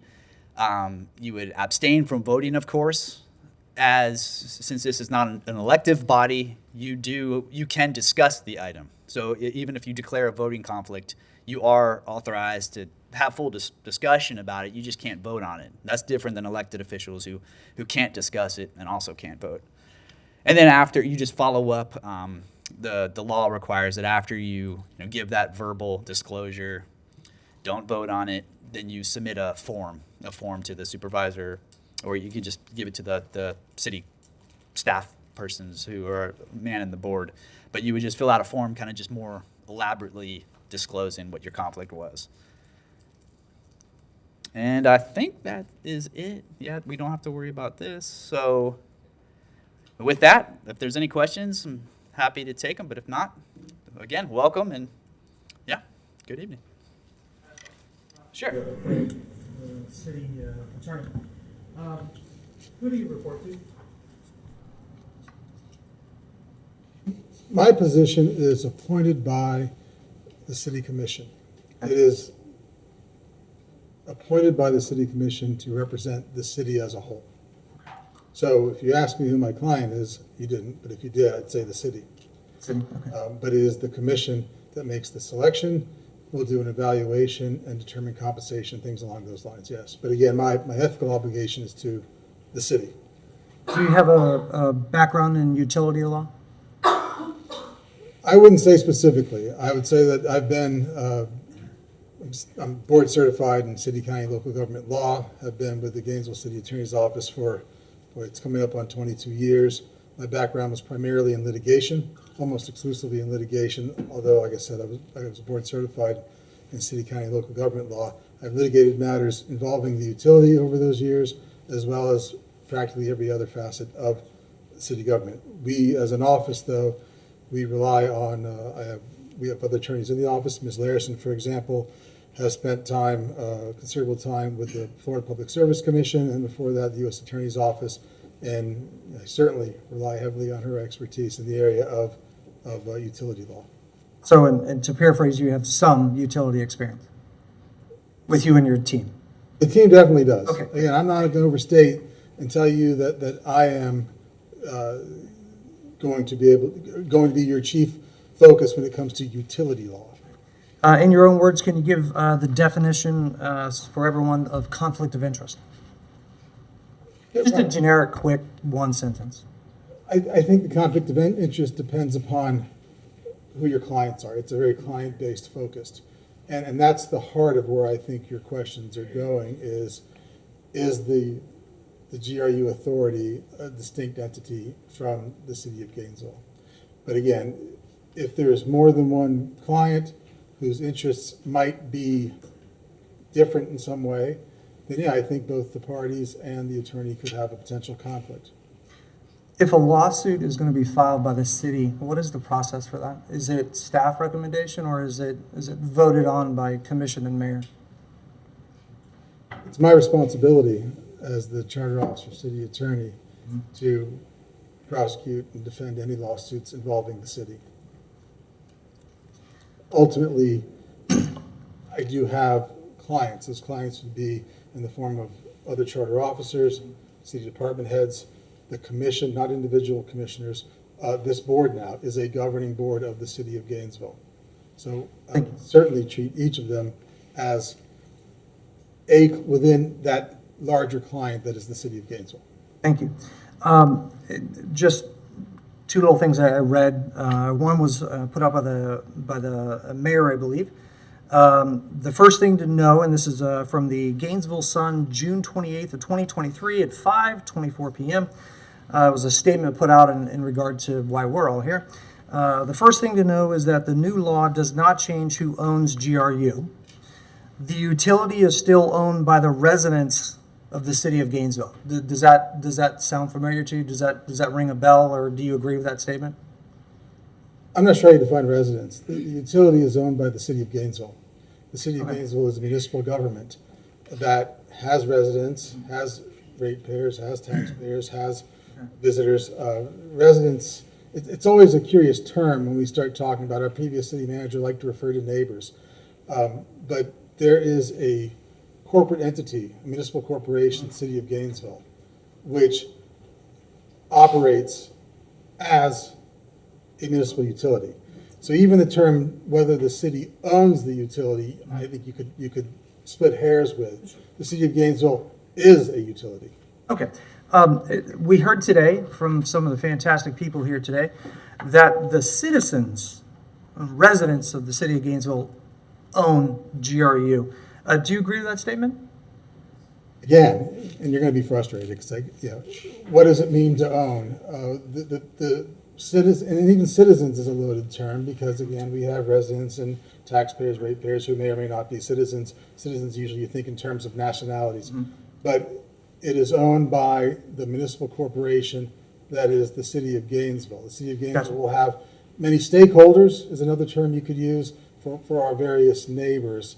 But it's not like a publicly traded corporation where you might have people that are shareholders and actually could claim to be owners. But there's a corporation that is created by the legislature, that is a municipal corporation, the city of Gainesville, and that city of Gainesville municipal corporation, again, not even correctly owns the utility, but is the utility and functions as a utility. Gotcha. So in a very simple term, the citizens or residents or ratepayers do not own GRU? Not in the sense of you may own a share of stock in AT&T. Okay, fair enough. Thank you. But as they are integral parts of the municipal corporation, City of Gainesville, created by our legislature.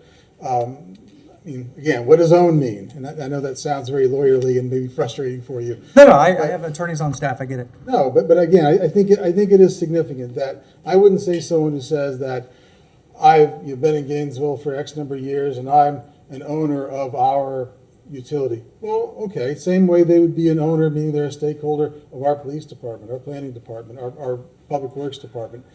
They are invested. Okay, that's a really great one. Thank you very much. I'm through with my questions. Thank you. Okay, anybody else have any questions at this point? Mr. Chair, again, I think this is what we are experiencing now with this amendment to our charter. It's fairly unique, and there are going to be growing pains, and that's why I want to really encourage each and every one of you to feel free to call when you have any questions like this.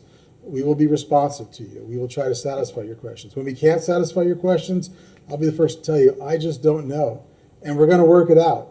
That's our primary focus now, is to, when we find within our charter, the same charter that creates this authority is the charter that creates the position that I've been charged with holding, that creates the rest of the officers and officials in the city of Gainesville. There might be some rough edges, and the way those rough edges hopefully get smoothed over is through efforts to cooperatively reconcile them and to work together, recognizing, as I think it might have been Chair Carter who described himself as a fiduciary of the utility and of the city, and that's all correct, I think. And to the extent that we can reconcile these rough edges, these sharp corners, and make them smooth, that's going to be the better for everyone. Will there be times with a new entity like this that we may be facing challenges externally from the organization because there are perceptions about how these rough edges are meeting each other? Sure. And those may be times when we rely on another branch of the government, the judiciary, to help smooth those over, whether we like it or not. It can be a painful process, but it's going to be a process, and we're going to be here with you to ensure that everything works, because, again, to take it back to Mr. Cunningham, the goal is to provide this reliable, affordable, abundant utility services, electric, gas, water, wastewater, telecommunication, to all of the, again, residents, neighbors, owners, ratepayers, taxpayers, whatever you want to call these stakeholders that we have, to make sure these utility services are there for them when they need them, because they do need them. Again, I'm sorry, I'm a little long-winded. No, thank you. Thank you No very problem much. at all. No further comments? Okay, next item. Next up is member comment. Okay, member comments. I'm going to go last. You're going to go last? You stole my thunder. I see how you are. I would just say it's an honor to be a member of this board, and I look forward to working with each of you to do our best for GRU and for the city of Gainesville. And I would say it is a unique situation, and as a board, we have one employee, and that is the CEO of the utility at this point. So I think the questions, obviously, you're hired and you answer to the city commission, and this is a unique situation, but I would like to remind people that many years ago, the airport was in a similar situation, and it does take a season or two to get down the road, and the airport now works well. We work independently for the most part, and we do work well with the city. It does take time to get down there. We're gonna be writing some new rules here, and again, many people said about the staff of GRU, we're loaded. We have good people there, and I remember when I got on the city commission, they weren't real proud to wear their uniforms into Publix, and that was a shame. So I think everybody in this city has the right to be proud of their utility, work there, and be serviced by it, and I think that's the goal of this board, and make it economical at some point too. Thank you, Craig. Mr. Chair, point of order. You have agreed to allow general public comment, and could we do that at this meeting for 1 minute per person?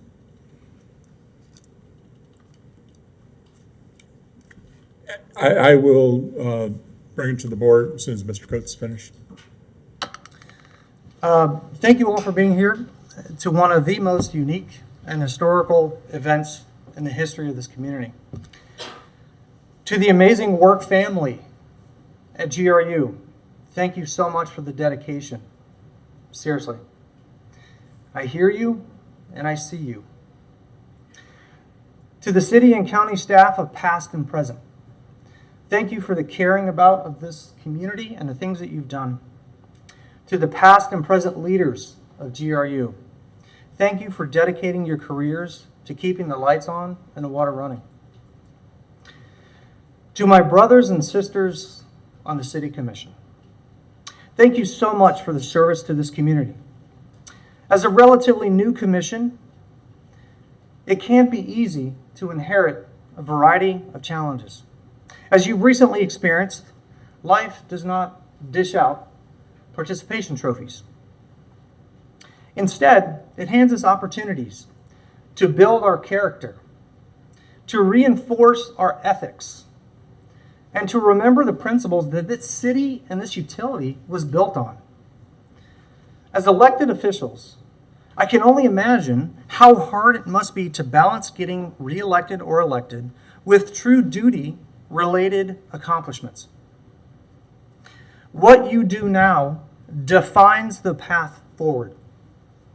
Please remember that everyone is watching and taking note.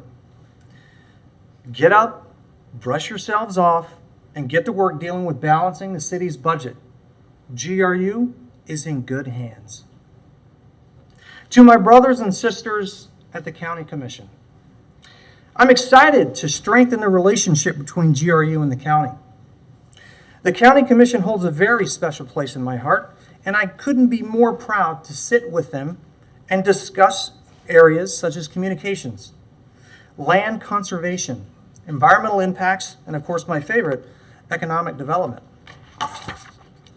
To the members of the media who continue to call, email, drive by, text, and approach me in public for quotes. Here's your quote. Be part of the solution, not part of the problem. While you, the media, are fanning the flames for advertising dollars, I challenge you to simply add a weekly column or segment that gives the ratepayers of GRU a real opportunity to truly have voice that is larger than a commission meeting, where citizens' voices are limited to a select group of people. A voice to discuss and suggest real solutions and ideas. Everyone's voice needs to be heard on a regular basis, not just a select group of people who've been steering a narrative that left the utility in serious debt. As leaders in this community, we have learned that having a team allows us to have more effective work product. I invite everyone to be part of my team. Please remember, we do not get paid to be up here. We are volunteering our time and expertise to help this community. You will not see us voting for raises or litigations. What you will see is a board of business professionals that will aid in righting the ship we call GRU. I believe we have excellent management at GRU. It simply needs a clearer, non-politicized direction. However, the direction must not be suggesting higher rates.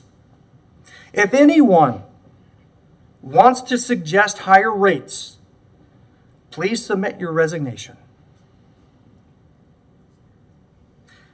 By a show of hands, how many of you have voted to raise rates? Interesting, not one of you. The illusion of citizen ownership is over. It is time to reduce GRU's debt, improve and upgrade our infrastructure, and truly put this utility in the hands of every ratepayer under GRU's umbrella. Thank you.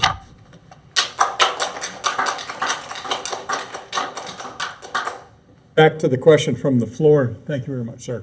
What is the board's desire on allowing a wrap-up comment? We sort of made a motion to allow non-agenda items. Any flavor? Okay. Uno minute. Jim Conish. The biggest honor of my life was to get a call from Keith Perry Christmas Eve 2014. And he asked me, did I have any ideas and would I like to work on improving the governance of GRU? I happened to know somebody that had a really good idea. And within a few days, I handed Keith a 52-page proposal that was filed in the legislature. TV 20 was in front of my house. Due to Public Records Act, they'll be at your house. So I've been through that myself.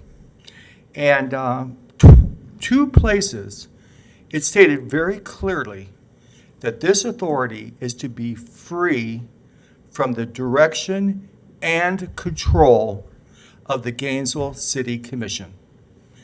And if you're going to have an attorney oblivious to the concept of conflict of interest, which could cost him his license, could cost the people in his office a license, and allow him to provide direction when he is out there trying to nullify and not only failing, but being excoriated by the legal filings in Tallahassee, you're on the wrong track. I've asked them all along to give Tony his own attorney. Anybody working for GRU must be working under Tony. He's the CEO GM. If he's going to be hamstrung. Mr. Conish, I'm sorry, but per your request, your 1 minute is up. Okay, thank you. Thank you, sir.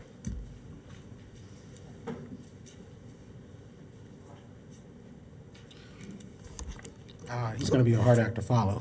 Because I thought I was loquacious. Woo! Thank you all for coming up here and being willing to serve. It's not lost on me. Many of you are going to get the phone calls, and it's this persuasion or that persuasion. I'm going to not treat you as individual silos. I'm going to treat you as individuals and just people. I don't care about your political persuasion. We may or may not disagree, but that's not important. 2 + 2 is 4. I don't think even in Alachua County, even though our school system will teach you that 2 + 2 is 105, it is not. And that's going to be even more important in your job going here to make sure that we don't do variable bonds and kick the can down the curb. Those days should be over. I think it's time to really turn the page. I think people have a lot of hope. I'm going to wait till I believe what people do and not what they say. So I'm going to wait to see what you do. If you're really for this job and you are volunteer your time, yes, you are.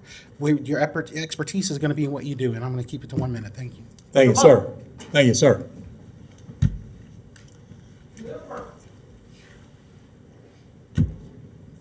Wilbur Holloway. I just want to thank you all. Really appreciate this. We've been praying for this.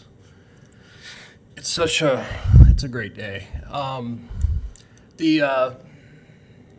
Those folks that we're talking about, you not living in the city, apparently there's been a lawsuit filed by somebody that was here earlier who doesn't live in the city of Gainesville, is not in the service area. And that's going to get sorted out. So I would just, let's focus on getting GRU healthy. Thank you very much. Thank you, sir.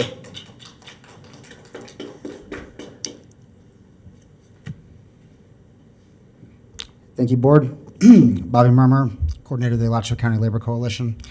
I was going to just say one thing, but then during member comment, somebody brought something up that I want to comment on. I hope I misunderstood what one member said, but it sounded like a threat against Tony's job.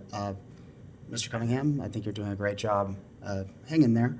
And again, I hope I misunderstood in that his job was not threatened if he has to do what any utility operator, head of utility operation has to do, and raise rates at some point. I don't want to see rates raised, obviously, but I mean, to honestly ask to never raise them in perpetuity is absolutely insane. Anyway, second thing I want to say, you guys had an opportunity, you have another one, to publicly promise that you will not attempt to sell the utility or any of its parts. It's very telling that nobody said anything about that, but hopefully you guys will now. So please promise not to sell our utility. Thanks. Thank you very much. Seeing nobody else, and I'm assuming you remain in the comment Mr. Coates said, he, I think, meant the board. Yeah, correct.